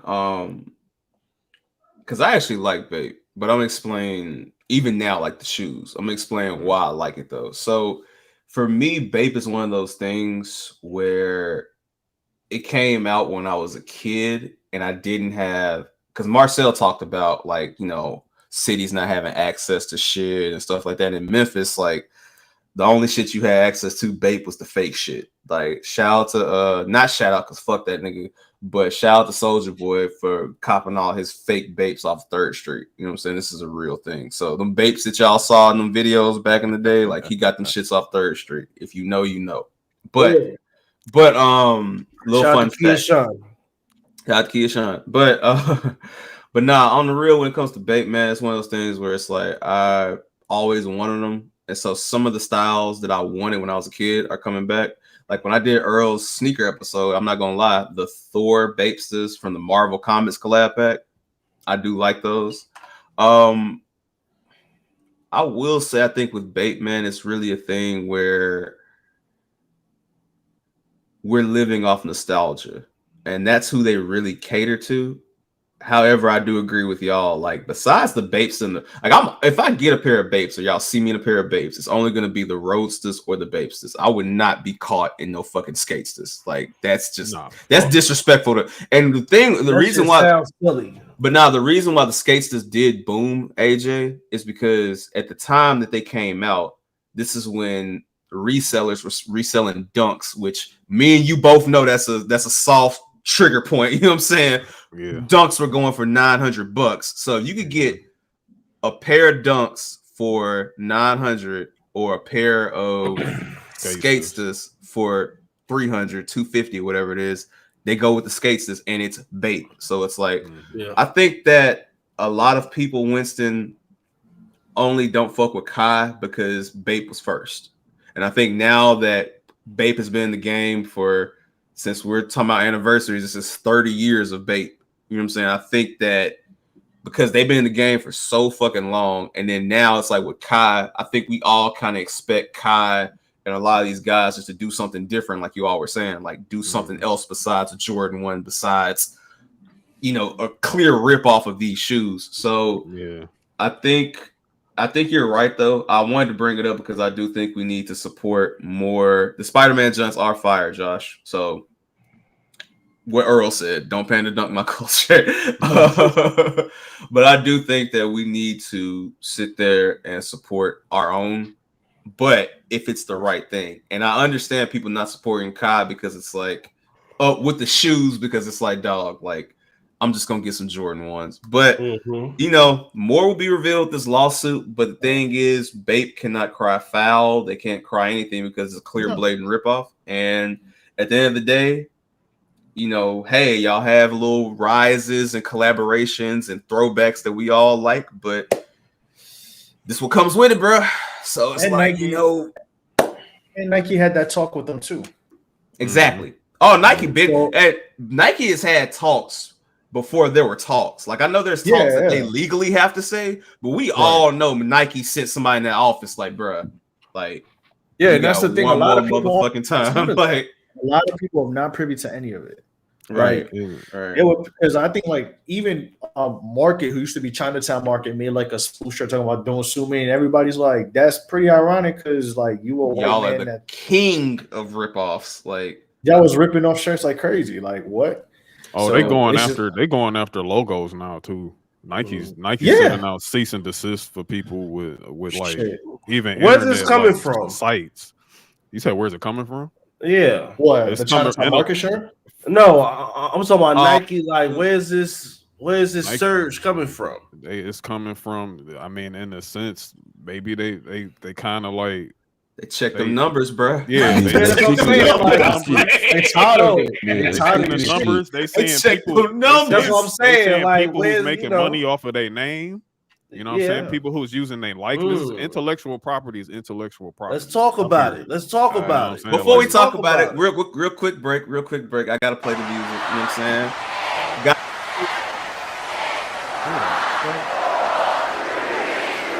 Yes, sir. Let me get it queued up.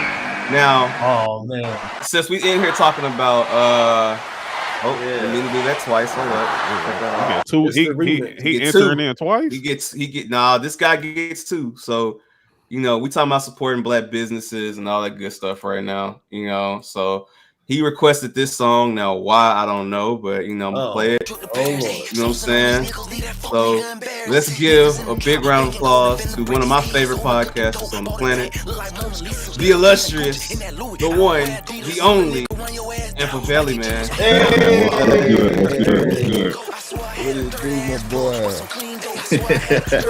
How y'all doing, man? What it do, Amp? How y'all boys doing?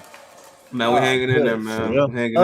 Lovely. Peace. I want to say that's a very dope flex with your own studio in the background, man. I'm trying to get like you, brother. You know what I'm saying? Like slow clap for him, everybody. Slow clap. Something like, man. You know, all kind of pitches, scissors in the background. You know what I'm saying? Oh yeah. Feel me? But you gotta get the new BBL scissors. You gotta come on, yo. You gotta. Ooh. I don't really like that new cover like that. She about to kill herself or something. Like she about to just jump off. Like I don't like that. The album not good either. Damn. Well, that's a. We ain't gonna do that right now. I'm like, so Amp, I'm fucking with you, dog. Nah, man. So, Amp, we got another segment I want you to talk about. But while you're here, what are your thoughts on the whole Nike BAPE Cool Cod situation? Granted, niggas stealing for them for sure. I think Nike being petty. I think Nike. I ain't about to say Nike about to be out of here, but they feeling that hurt from China. Hashtag China. Them replicas, all them reps. China. They feeling that pain. Them shoes sitting in the stores, nothing selling out no more. So they trying to be petty. They trying to grasp as much bread as they can. But of course, Nike ain't gonna ever go anywhere. They're gonna make billions of dollars every year, but they feeling a little something. So they trying to get all the money they can. They trying to get all the little niggas that was flexing on them. Cause like what BAPE been having like shoes that look like Forces for like what about 30 years now? All right, so I want to ask you this question. I do want to ask you this question.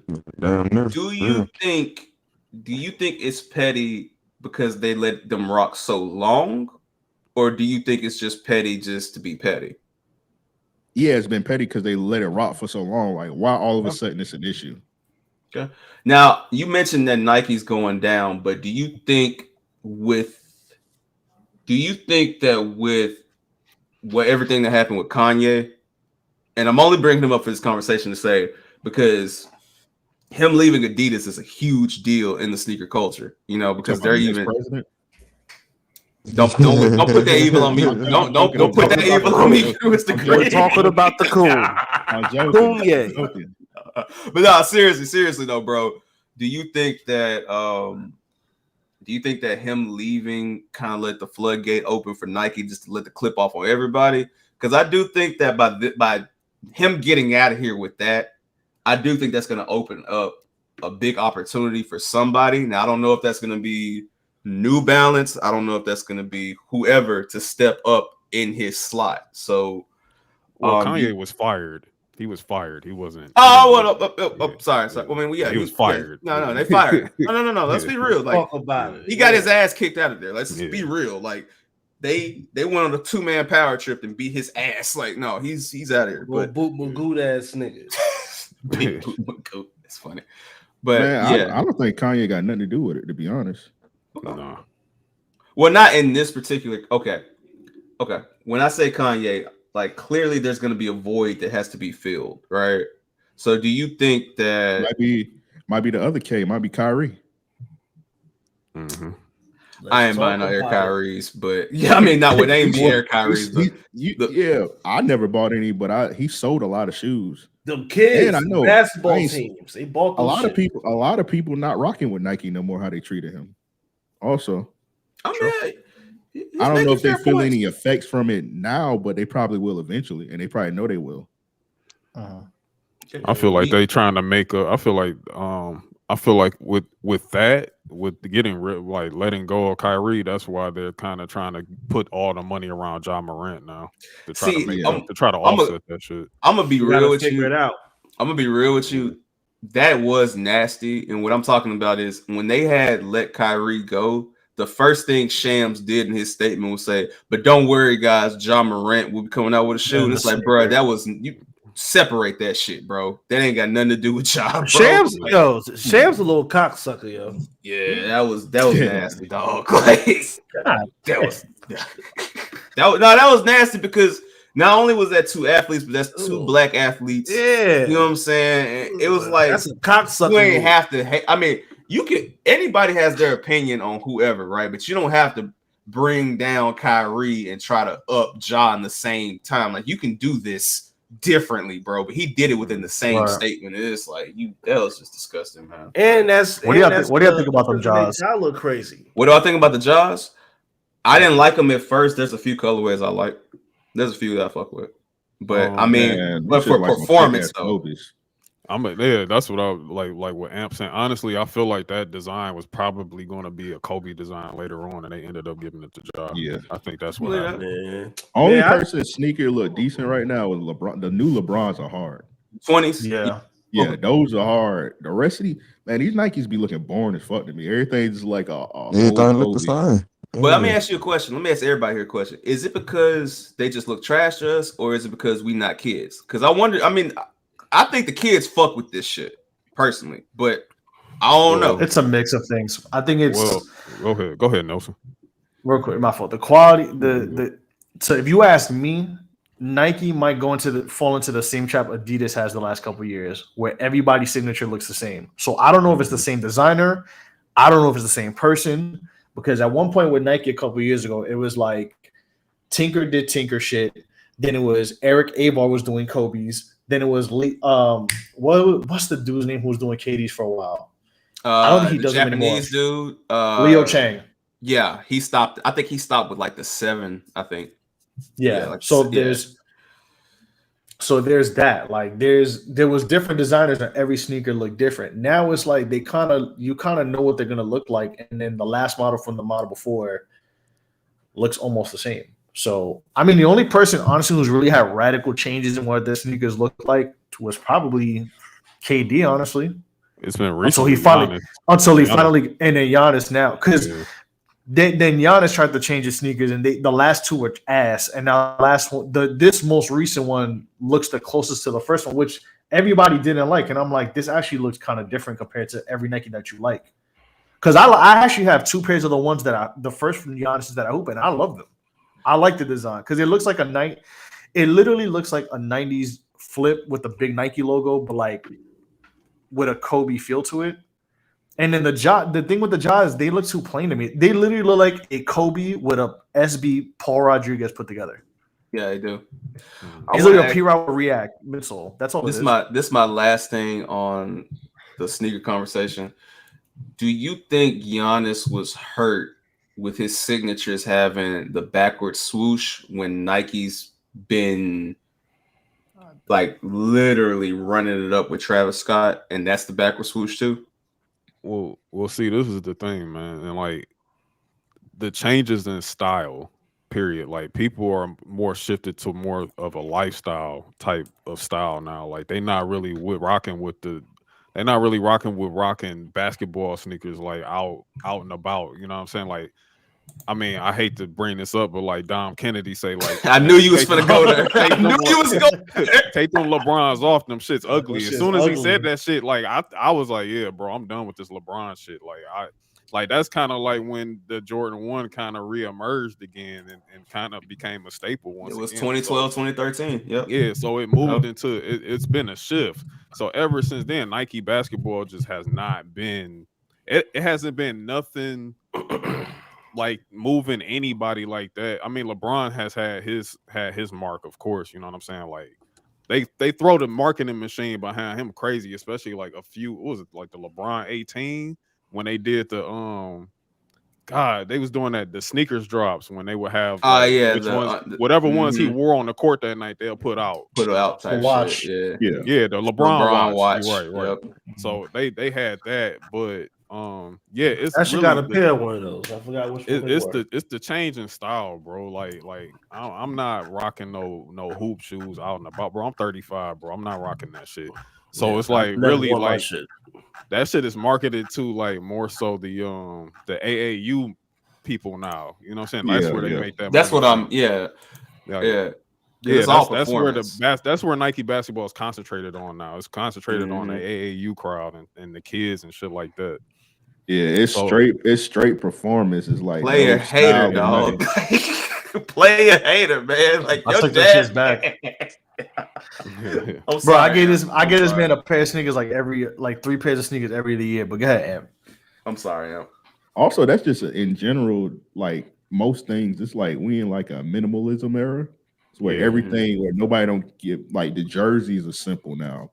Everything is just like I feel like the design come third on everything. It's just like performance come first, comfort come first. I mean, come second, and then the design. They worry about the design later. Like they gonna buy it anyway. As long as you running up the court and your feet feel like you walking on feathers, who gives a fuck how it look?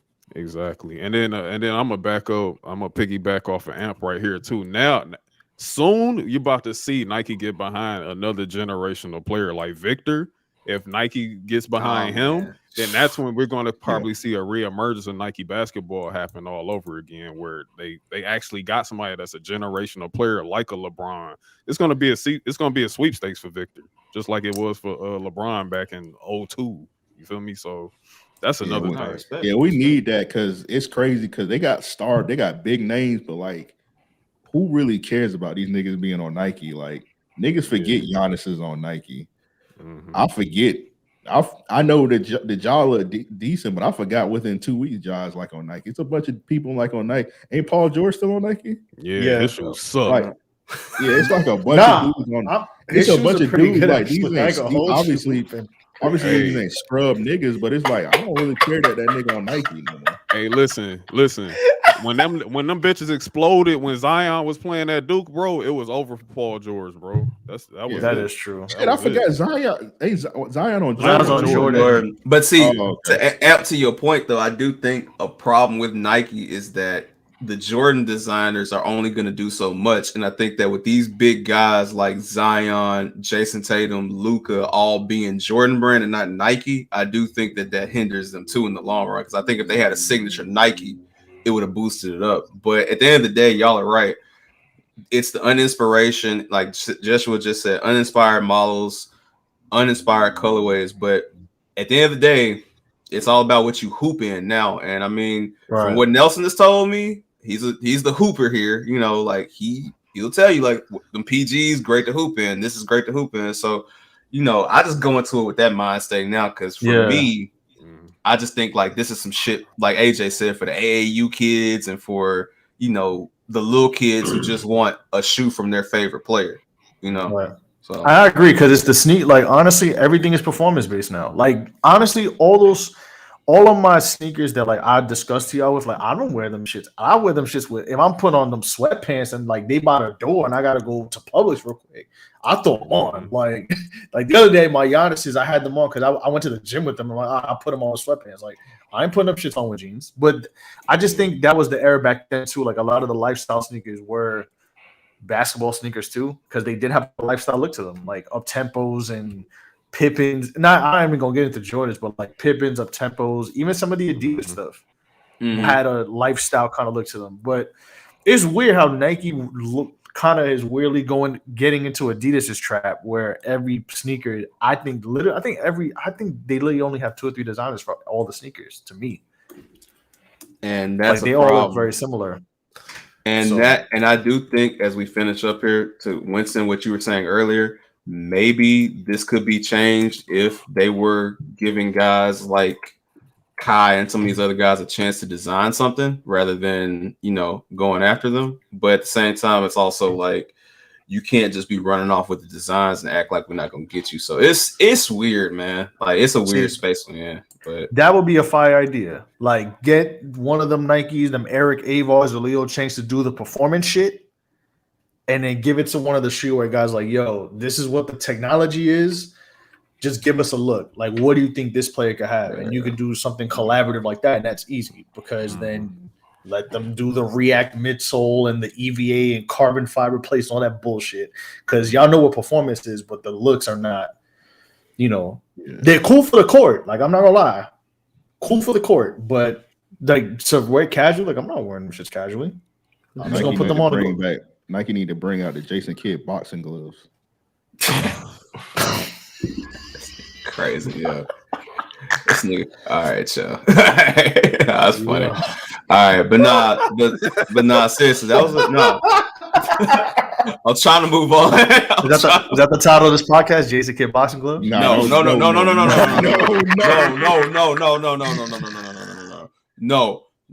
Please do not get no. You gotta have him with a white. You gotta have him with a white tank top on. No. Get us the fuck out of here. But nah, that was a great combo, man, for real. All right. Oh shit, that's crazy. Jason Kidd knockout kings. No. Wow. Stop. Please. Let's go to music, man.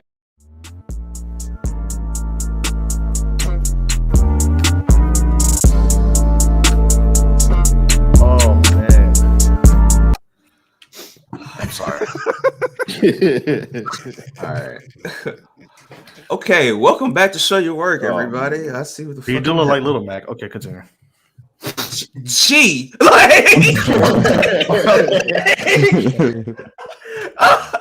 oh shit! And why did Nelson just? This nigga's tripping, bro. Yo. Nelson, private chat, man. So as I was I'm sorry. Stop. Please. I know. But stop. I know. I'm done. That's it. All right. Music. All right. So since niggas want to get me triggered before I'm about to get myself triggered, apparently I was shown this information from my brother. And let me just say, I say shit on this podcast, and I know I trigger people. So, youngin, I triggered you last week talking about Tom Brady. So I deserve what's coming next. So for those that have not paid attention or were not aware of this, Complex did a list of best rappers of every year since 1979. And this past year, they chose 21 Savage as the 2022 best rapper alive. Yo, Amp, why he look like Clifton Powell? Now, Amp, Amp, I know you are a busy man, and anytime you get the chance to check us out, I greatly appreciate it. Were you able to listen to my 21 Savage rant maybe about a month or two ago? Yeah, I remember. Yeah. Okay. All right. So I don't even have to redo this. And AJ, you were probably there that night. So we all know this is just straight a clickbait. They don't believe this. They don't believe. Yeah, that look like corny Vans. Who gives a fuck about what Complex got to say, man? This is no different. Even though I agree with him, this is no different from Elliott Wilson when he said Future is the best rapper. Future is one of my favorite rappers, but that old ass nigga Elliot Wilson not listening to my Savages when he driving his car. It's just straight up. He not listening to the Gangland. Yeah, it's like he's not listening to. He ain't listening to God blessing all trap niggas. It's just straight clickbait and promotion right now. They don't want to drop their nuts all the way and put Drake, and they were like, all right, we get the other guy instead. Very, very interesting. I'm trying to be neutral and not be a full-on hater for this. Hey Sierra. Shout out the youngest girl, man. Let me get my thoughts together because I don't want to go off. All right. Does 21 get this if he doesn't do the Drake album? If he drops a solo album, does he get this? Fuck no. Absolutely not. Even if he rap the same, that's what people are. With the record. Then that's what people are. That's real love right there. That's real love right there. I'll hate for you. That's real love. My bad, Winston. That's crazy. Oh no. No, go ahead. No, go ahead. Y'all know how I feel. So hey, look. Before I go, listen. I'm just gonna say, like you asked about the Drake album thing, bro. He was barely even fucking on the album, bro. Honestly, the Drake and 21 Savage. Yeah, the Drake and 21 Savage album was a Drake album, bro. Like that shit wasn't. That wasn't a fucking compilation album. So yeah. But go ahead, Winston. Go ahead, bro. Basically, what Complex is saying that he made the biggest leap of the year to try to compare himself to Drake. Because if you want to look at the best rapper of the year, you're just saying the biggest artist. You know, we all have our personal opinions that there are guys that's more lyrical than Drake. But in terms of the biggest hip hop artists for many years, he's been the standard. So 21 Savage, he elevated himself beyond quote unquote street rap to be featured in the Raekwon sense on a Drake album. Like far as like Drake, he took him along for that ride and he gave him that press. Like I'm just speaking on it from that's what they're gonna try to justify it as, but man, who gives a fuck about what them niggas got to say, man? Fuck them niggas, son. I mean, I'm only bringing this up for context so that people can see like their thought process behind this. So I think it's all. I mean, I'm gonna give my real thoughts on this, but I just want to be. So let's go. Let's do the last 10 years. Niggas put Chance the Rapper on the list. Niggas can eat a dick. Chance the Rapper, bro. Fuck a dick. Let's start with Chance. Got a year. Yeah, I'm watching this live with you, Amp. So I've not seen this. So 2010 is Kanye. Okay. 2011 is Drake. That makes sense. That's fine. 2012 is also Drake. Just the biggest artist, just the biggest hip hop artist, not the personal favorite, the best. So who's that nigga? 2012, like Ryan Leslie. But that's the thing. 2012 Drake was Ryan Leslie. He didn't have an album out. It was. But he had no album. He had the hooks. He had that mixtape. He had. No, 2012 though. I'm just looking strict. Like Winston, I'm just looking strictly at the year and what was put out that year, right? Yeah. So 2012, he didn't have an album out, but he had them features. He had them verses, and he was the most sought. Who was the honorable mentions then? I don't even know. Oh, so this is what I see. Okay, this is what I'm saying. Their credentials is Take Care, which came out in 2011. So they carried the album over to the next year. Yes.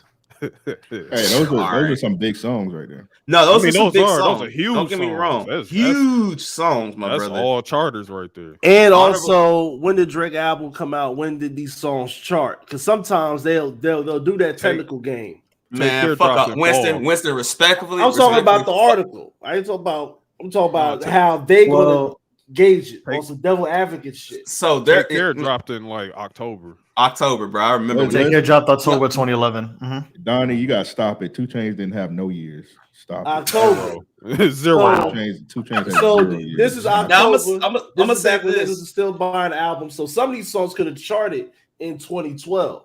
I hear what you're trying to say, but if you put an album out in 2011, that's the year. Fuck what you talk about, not you, but fuck all that. Yeah. All right. If you mention this, if you look at, I'm looking the voice of Complex in this, so y'all, all right, I'm the voice of Complex. If I'm looking at 2012, for example, right?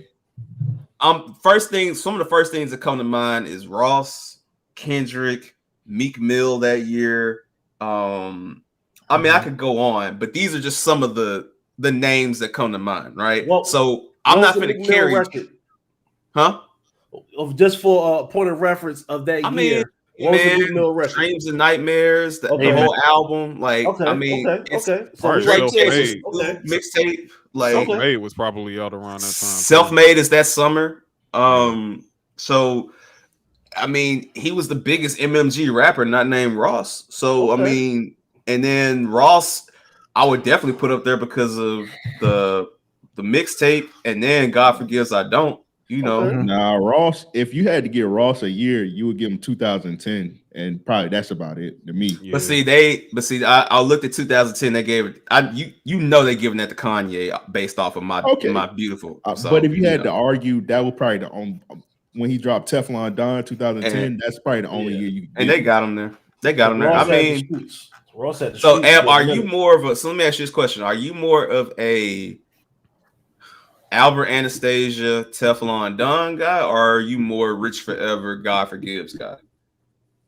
Rich Forever, God Forgives. Same. Okay, I am too, and that's why I would say he would get the nod for this year. Yeah. Oh yeah, definitely. He definitely get an honorable mention, but he didn't have. I don't feel like he had a better year than Drake that year. That's 2012. I feel like he the best. I feel like he will be the next runner up. I think he would have. I think it would go Drake. It would go Drake, Rick Ross, Kendrick, and then I guess we'll give it to 2 Chainz. I know. I don't want to sound like a 2 Chainz hater, but let's because Chainz had them verses. Like that was a year of Chainz verses. Like he had his time. He had his time when he was popular. Okay. All right. 2 Chainz never ran a year. Was 2011? Was 2011 True Religion? Yes, and they carried it up to this year. Yeah, that's what I'm saying. Right around, I'm getting it. Oh man, Molly era, nigga. That's a lot of Molly. I respect a lot of Molly. I respect it. But see, like 2013, they give it to Kendrick because they carried over Good Kid, and it's like, all right. I respect. I respect it. Drake, Danny C. All right.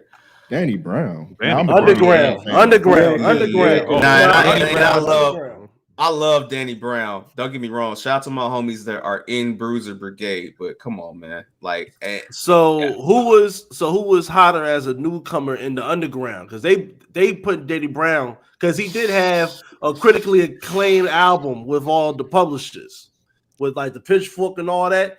He like in the underground around ASAP Rocky to me. I would say Rocky. Everybody on One Train. Or is that the name of the song? One Train? Yeah, One Train. Yeah. With Crit, Bronson, Joey Badass. Yeah. Kendrick. I mean, they was hotter than Danny Brown? I mean, because I feel like Danny Brown's hottest was like maybe 2000. Whenever Triple X dropped, that's when I feel like that was his hottest. That's 2011, like 2012. Yeah, something like that. They weren't doing shit in Detroit. I'm gonna tell you that. I believe it. Like, you know what I'm saying? But here, and he from my neighborhood, so no. Yeah, I don't know, man. I think the hottest Danny. My fault, AJ. I feel like the hottest Danny Brown was probably old than me. Yeah. Okay. I think he picked up throughout the years, but yeah. Nicki Minaj. That was a good one. Yeah. The pink print. Mm-hmm. Nicki Minaj at that time CM Punk rap. All right, I ain't gonna lie. Crazy. I ain't gonna lie. 2014 and 2015, like Future should have got this. I ain't gonna hold you. Like this is. Wait a minute. Was 2015 the year the 3 tapes, right? Well, Monster dropped in 2014. And then the mixtape run that everybody loves is 2015. Yeah. When did Dirty Sprite 2 come out? 2015. Okay. I'm not putting crazy. if this is reading above Dirty Sprite 2 or was Drake at hold on. Nights. Was Drake and Meek Mill at 2015? Yes, and Drake got it. Drake got it. And Future cleaned that nigga up on What a Time to Be Alive that same year. So that nigga was Drake did some triumphant shit in that year. Like it was. I'm talking about how I'm looking at it from how they would look at it. My nigga, he made companies retweet rappers, and nigga Meek Mill was like this would have happened to Ja Rule if Twitter was around, my nigga. This would have happened to Ja Rule. I mean, I'm sorry, bro. I know you like Drake, bro, and I'm not trying to be. Oh no. But no, seriously, like complex. I'm just saying, I'm the voice of complex. Fuck, and I'm telling you, fuck out of here, nigga. I'm with Chloe's comment saying that Future got an argument for 2015. Yeah, no, ain't no argument, nigga. That's his biggest year. Like that's when niggas really. That's when non-Future fans started the whole Future hive and all that shit, man. Like that's the shift. I'm ready to Monster debate. really though. What's Monster up? Really? I feel like last year was Future's biggest year. 2022, I can see that too. Sell like you gotta give it to him on pure sales the way he did. Fuck that corny Twitter incel Future hive shit. Yeah, he had the internet then, but like. Last year he had like the real shit, the shit that make you money, the records, the accolades. Yeah, the real accolades. Yeah, I mean, I'm gonna give you that, but just personally, like when I think of like what he put out sonically, just the music, I would say still that his best shit. I mean, Beast Mode to like that, starting the year off with Beast Mode, then 56 Nights, then Dirty Sprite 2. Then you're talking about music quality. Okay, but if you're talking, if we're taking all that aside, which is what Complex is doing here too, and we're talking about superstar intangibles and going to that next level, he ascended last year. You're right. Yeah, he ascended last year. Yeah, he was a superstar for sure. He ascended. I will say this with Future, like when his career is said and done, last year was a resurgent year for Future. Like that's how they're gonna write his story.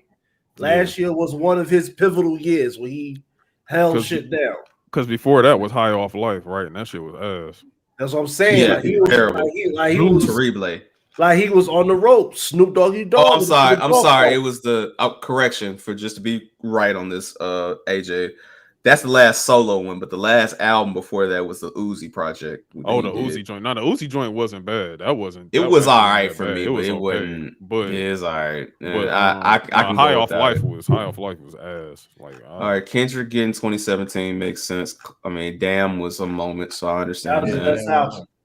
Yeah, Damn was definitely a moment. This is the one where it's like, all right, bro. Like, and as a nigga who likes Pusha T, this is where it's like, all right, bro. It's like, all right. Now, it's like, bro. Now let me ask you guys this: like, was this the Drake year? Was this is Scorpion? This is Scorpion. Yeah, that's the same year. So that's what I'm saying. Like, I can't believe I'm finna fucking say this, but bruh, I can't, bruh. Pusha T knows that he wasn't bigger than Travis Scott this year, bruh. For what we talking about right now, he is so. Travis Scott is twice. I see a nigga twice. Travis Scott was that nigga that year. Son, no one was bigger than Travis Scott this year. No one. Now, if we're talking sonically, y'all correct me if I'm wrong. Trey, if you still there, did Victory Lap come out in 2018? 2018. I was like 2019. Was it 19? I thought it was 18. No, it was 18. 19 is when he passed away. 19 he got Grammy nominated. So and 19 is when Racks in the Middle came out. But yeah. 18 then. Mm-hmm. So I'm not putting him above Nipsey that year. Fuck that. Yo, can I say something about Pusha T? Go ahead. Pusha T is the new gentrified. Like I listen to real hip hop artists. Pusha T gets talked about more than white. Pusha T is the second most like gentrified hip hop head topic to like white people who say Liquid Swords is my favorite Wu-Tang album. Like he's like the new Liquid Swords. Like I listen to hip hop, pal. Look at me. I put on Pusha T, Daytona. It's like, bro, like it was cool. Like Daytona was cool, but I'm like, bro, like I go listen to the We Got It for Cheap Tapes and the Clips albums. Like, and I like Daytona. It's not bad, but bro, that was just the era where like. Do y'all have for 2019? Do y'all have the Baby over Thug? Absolutely not. Absolutely. Me personally, I don't, but I don't have an issue with the Baby being here. Yeah, I don't Baby. Nah. Yeah, it's just like he like one of them pandemic things that like once once that C-19 went away, we cleared our minds and like, yeah, this nigga ass. Let's go ahead and get him out of here. He's one of the things that we were doing during the pandemic that we realized like we're not doing. And so it had to be like the second album, It had to be the second album. He was like, all right, now, what the fuck is this? Hey, can I say something about Pusha T too? Can I say something about Pusha T? Hey, look, I mean, I don't know how people gonna respond to this, but like, look, if your music was being played at Virgil's fashion shows back then yeah, that goes to show you like who was the real crowd listening to your shit. Like, hey, he ain't say nothing wrong. He ain't say nothing wrong in my opinion. But yeah, every time he preview a song, it's always like in his videos, it's always a bunch around rich ass white 30 people.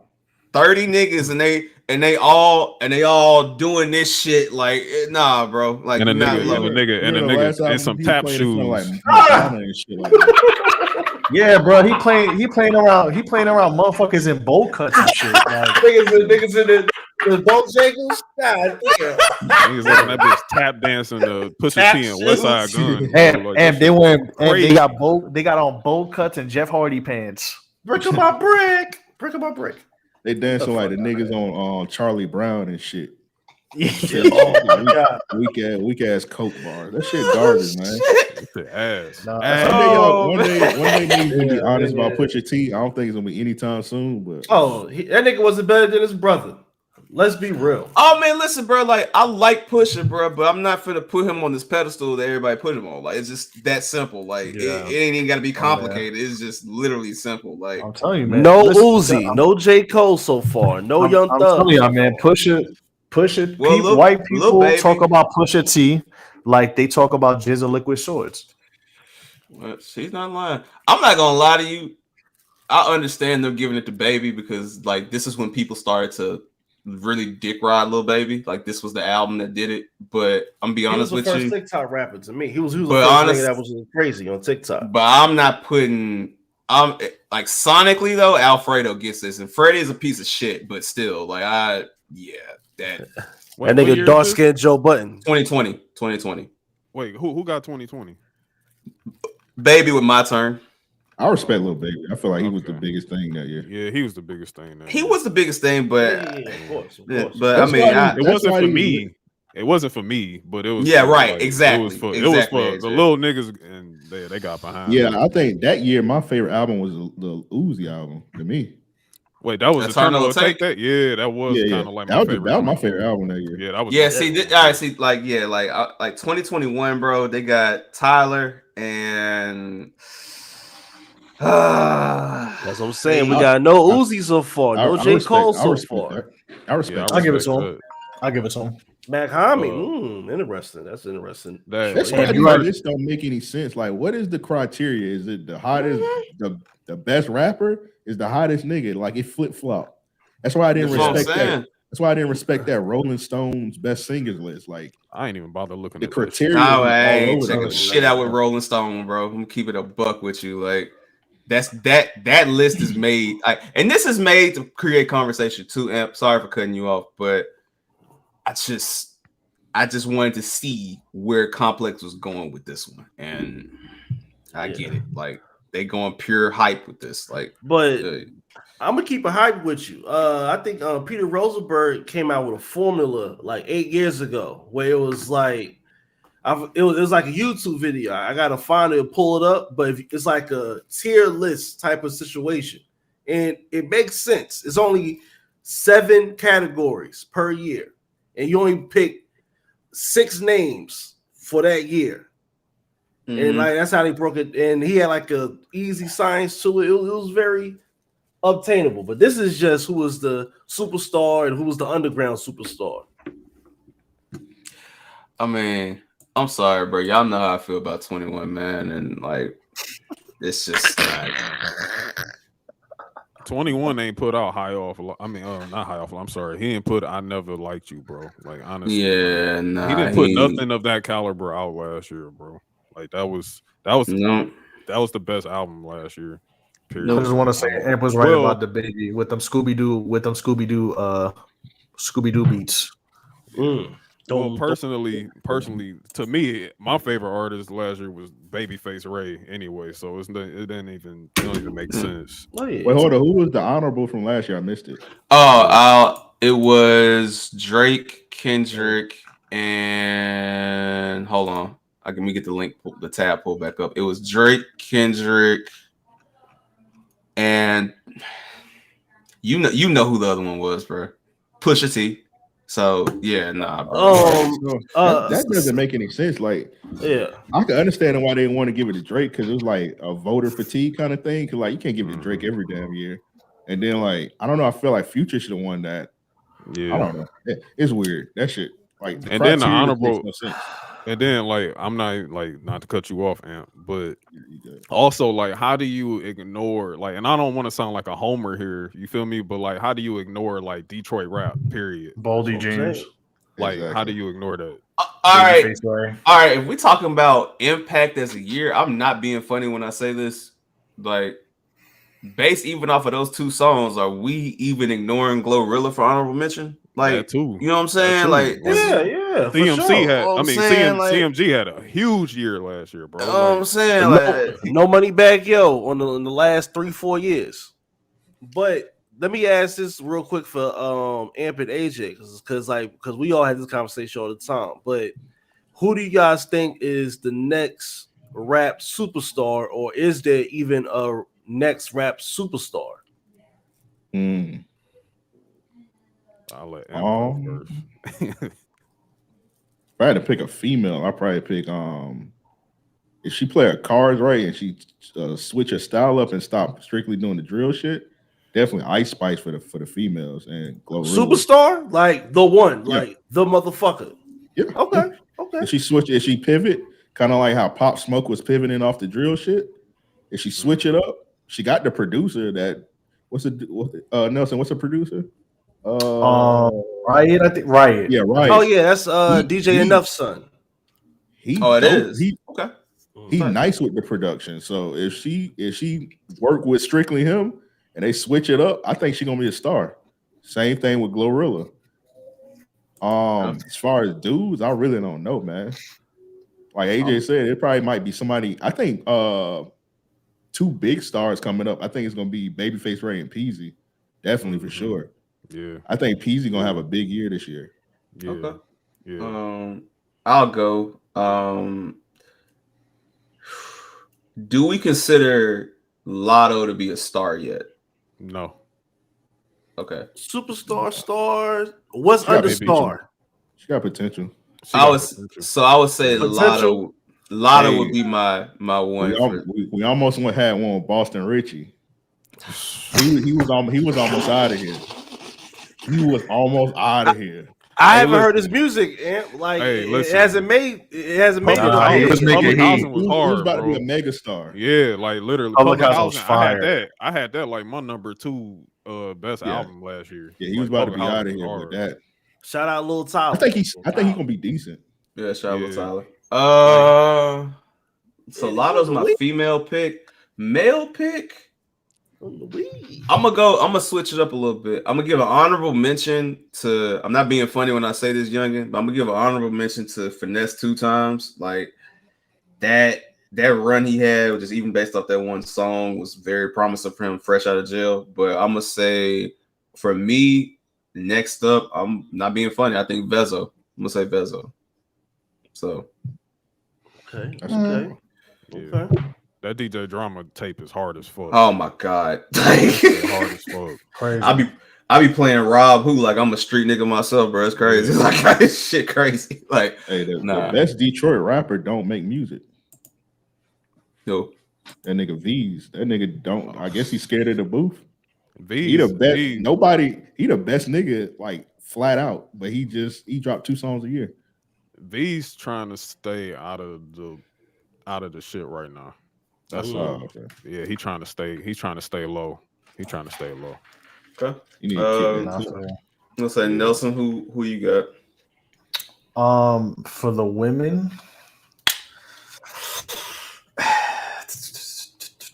there's one I was waiting for you to say. That I'm waiting on you to say. We want to say Lola Brooke. Yeah. Not being funny, yeah. I like no. Yeah, I like that. I honestly, literally heard her on the radio out here recently. Like I would say probably like you make a good choice with Lotto, because like Lotto kind of has the look to be like a mainstream star.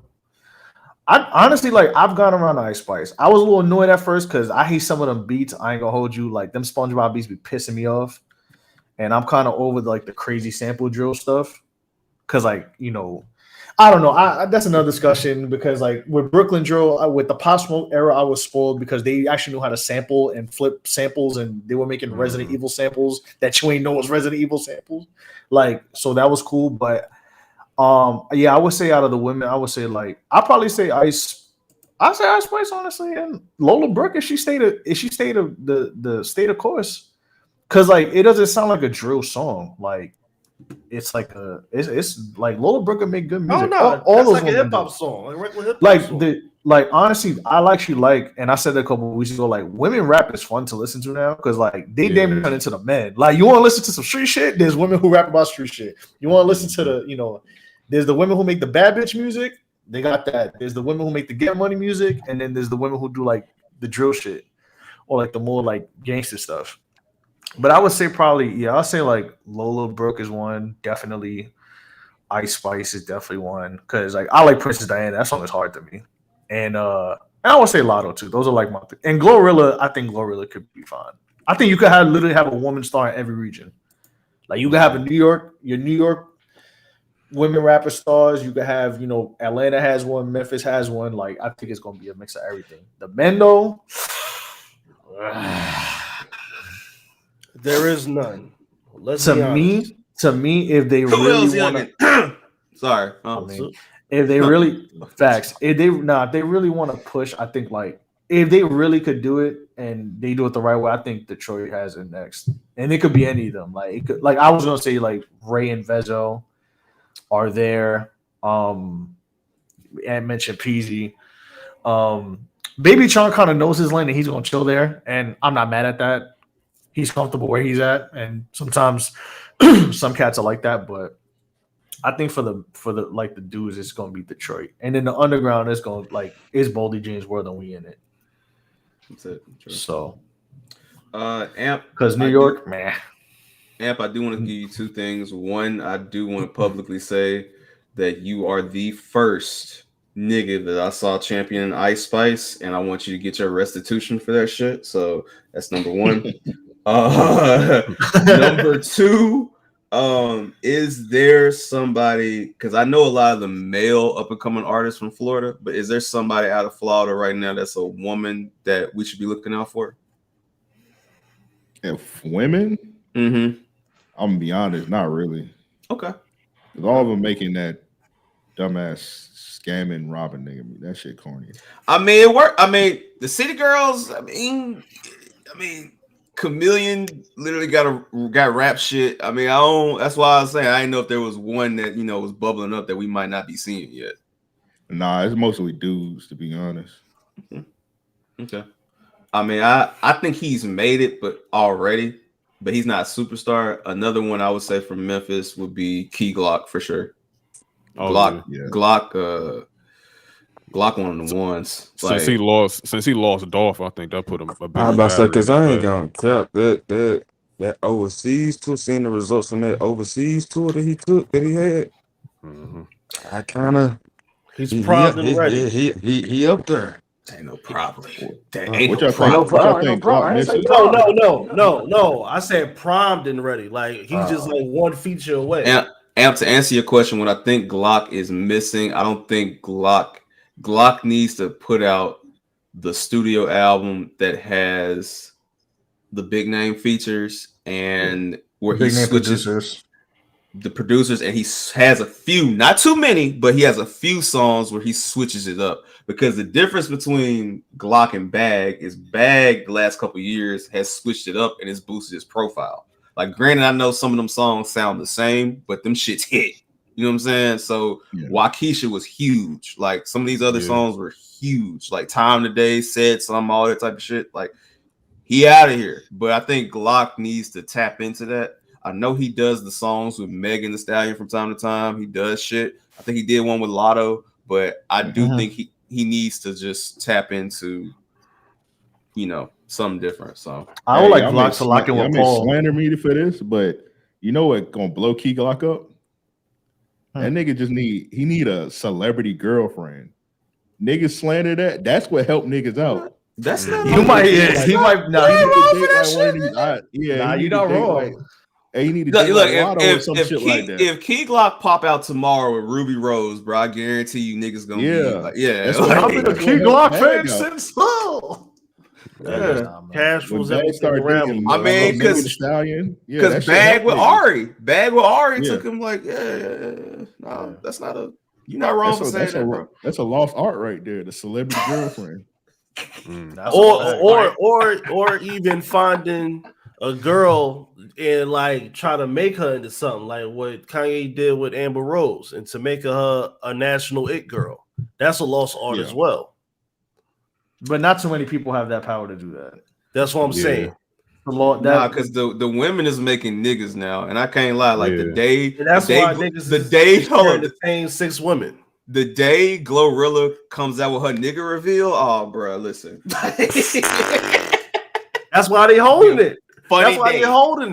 That's why Ice Spice be saying that wild ass shit just to get horny niggas attention. Like, ooh, maybe she could be fucking with me. Talking about she was starstruck with Smiley. Nigga, he ain't got no chain. I seen no that money. shit. You just said some real incel shit because he got incel teeth, and those are niggas that be watching your TikTok, running up your screen. It's like on certain shit, we gotta be real. We got the right way, we got the wrong way, but we gonna have to start keeping it funky, bro. Have y'all ever listened to a song from that man? Why? He sounded like bruh. It was on my TikTok one time. I said, bruh. My nigga, that is the one Drake song that I would never listen to again, my nigga. Yeah, I never judged Dude T because he got radio teeth. So I thought he was special needs.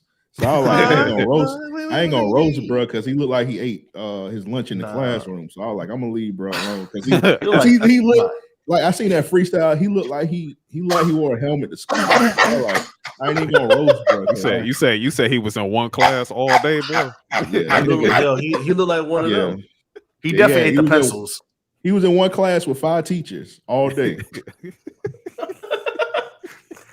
I see it all day. He probably be in the studio with Drake, Party Next Door, Obi O'Brien, 40. Like all this helping him. That nigga eat Chinese wings for lunch. They did his graduation before the actual graduation, so that's what that nigga looked like. So I was like, I ain't even about to roast, bro. He didn't get A's, B's, C's. He got P's. He got participation. He got S, satisfaction. No. Bro, he got passive. Bruh. Yeah, hold on, stop. I don't think y'all know why I'm laughing. I don't think y'all know why I'm laughing like this. This nigga said incel teeth, bro. What the fuck is wrong with you, bro? Pull it right now, and I'm gonna show you what's wrong. Who? No, I'm good. Pull up a picture of Smiley teeth, and I'm gonna show you. He look crazy. Hey, Josh, you gotta get up, stand up for you, right? Nah, he look crazy, bro. Drake gotta tell us why he signed that, man. He must get a check every month. Hey man, that is. He got Smiley. He put a Smiley on his taxes as dependent. Nope. Clip of the week. Clip of the week. Clip of the fucking week, man. For tax purposes. Yeah. Clip of the week, bro. He's a tax write-off. I'm getting out of here. Clip of the fucking week, yo. To send that clip of the week.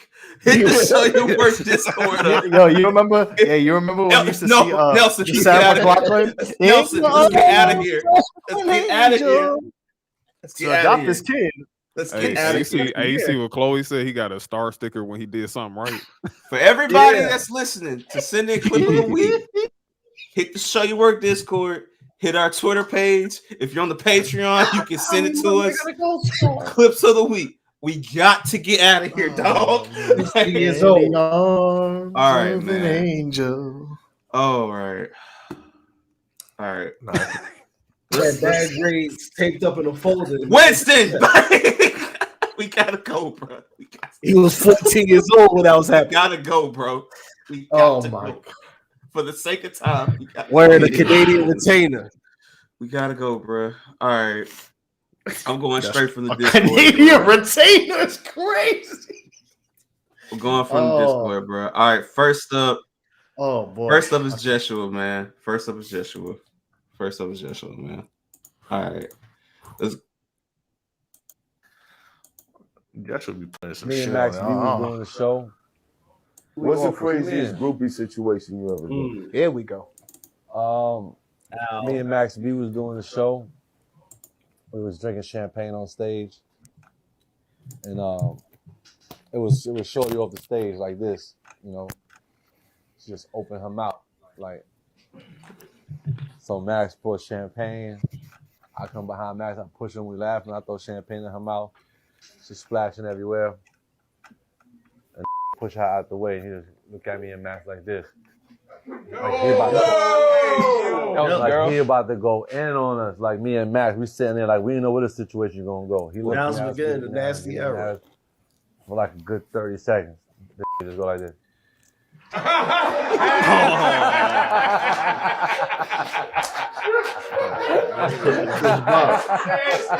Crazy world, man. What's the craziest groupie? All right. So that's nasty. That is disgusting. Niggas is groupies for real, bro. So for the record, for the sake of time, I'm gonna run our loyal patrons and our Discord people. I'm gonna run y'all shit, and I will run ours in the post game just for the sake of time. So let's go with Jeshua has another one. I know this one, and this shit had me crying when I saw this. I didn't even have to. I already know where this is gonna go. Like, Never in my life. I've never ridden in a Tesla, and the reason being is because I've always had in the back of my mind the government could tap into the brain of the car. Yeah. Okay, where's Rick? He's over here. No, bring him in for questioning. Tesla, bring him in. Nigga like, where I'm going? Yo, it's leaving Wingstop before the wings. But I've never ridden in a Tesla. No. Let me just say, Ross will find a way to promote something with something. I got to give him credit for it. Wingstop. Nigga, ain't nobody leaving Wing. Like the feds is not gonna pull you over from Wingstop, my nigga. Like, I mean, I don't know. He got that sandwich in uniforms. So arrest that nigga with the sandwich now. That is true. That is true. All right. Next one is up. Lemon pepper. Next one up is from Reggae Boy Josh. And this is a Texas edition of Fools Gone Wild. So yes. Fuck the Cowboys. There ain't not one black person there. Why did you say that word? It's Texas. Because it's Texas. Exactly. You're right. I'm sorry. My bad.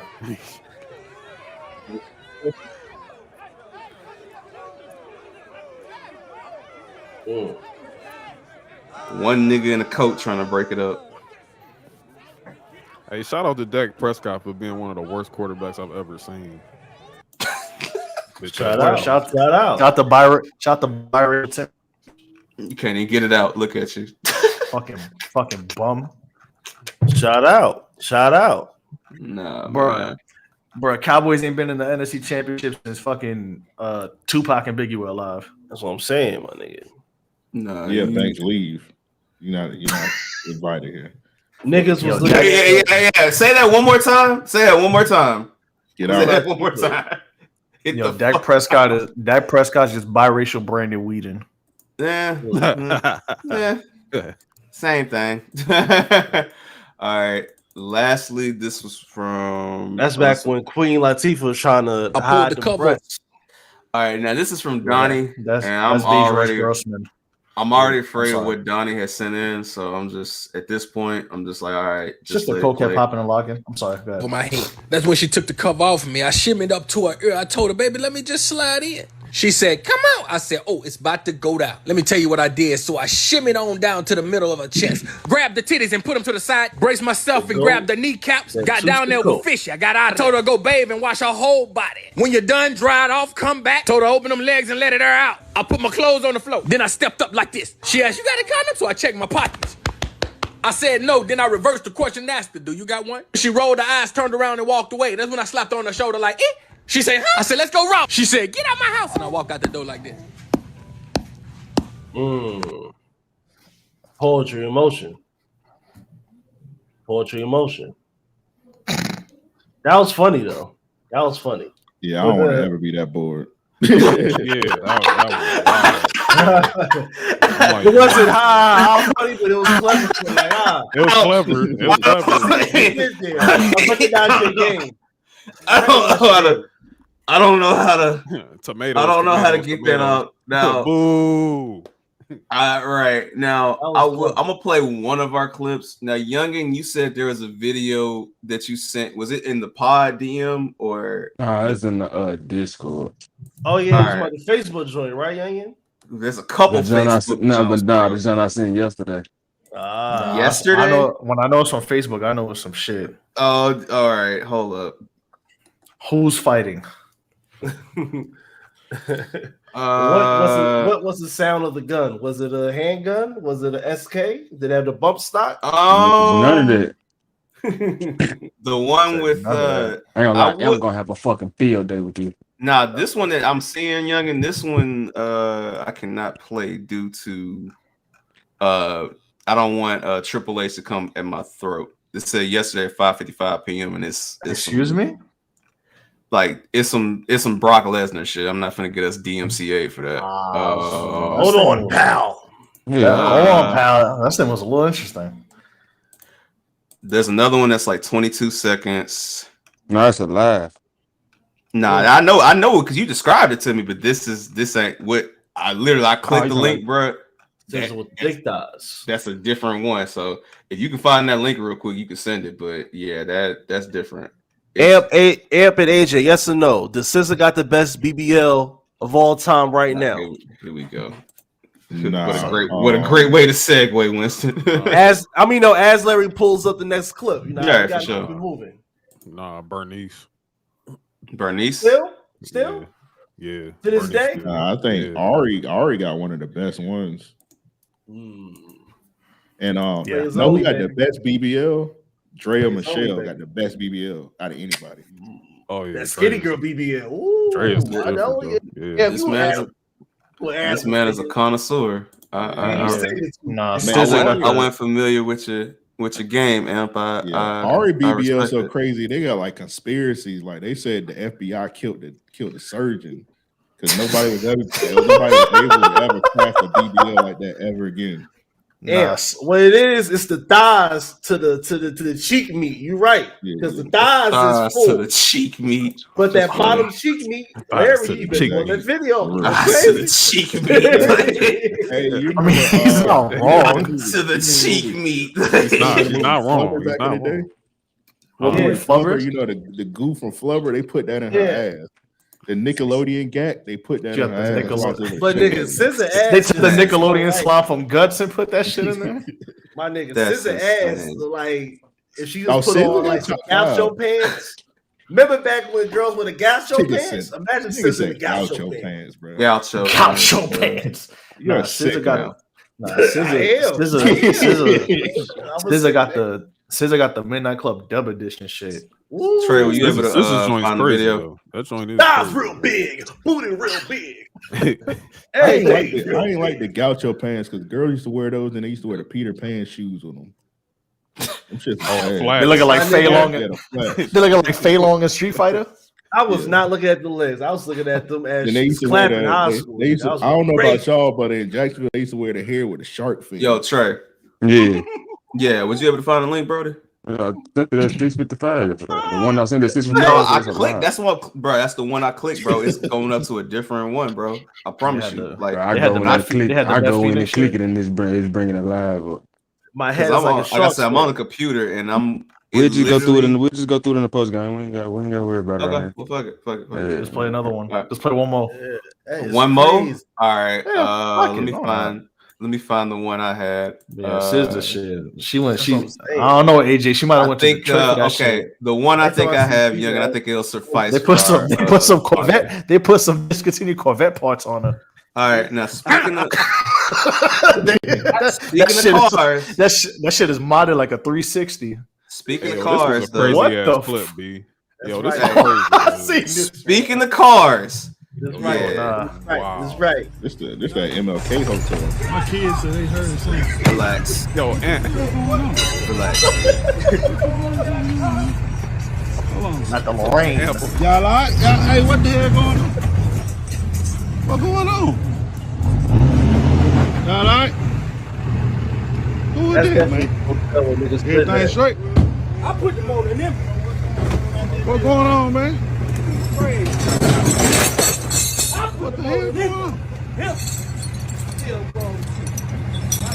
Somebody in the car. Oh, why this nigga doing this? Wow. Y'all straight? Oh, shit. What the fuck? Bro. What the hell?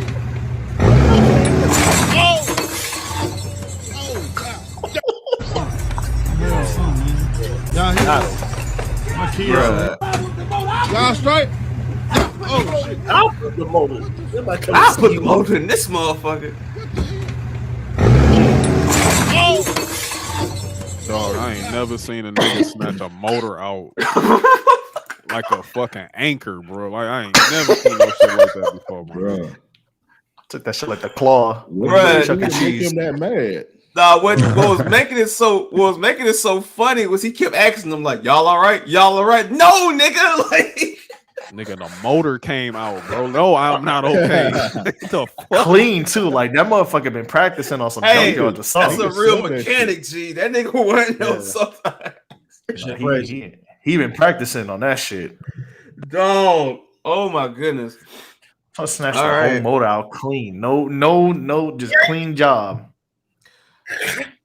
Just shot that motherfucker like nigga knew hit him with that bitch too, bro. Hit him with the scorpion. Get over here. My goodness. That shit came out like a tooth.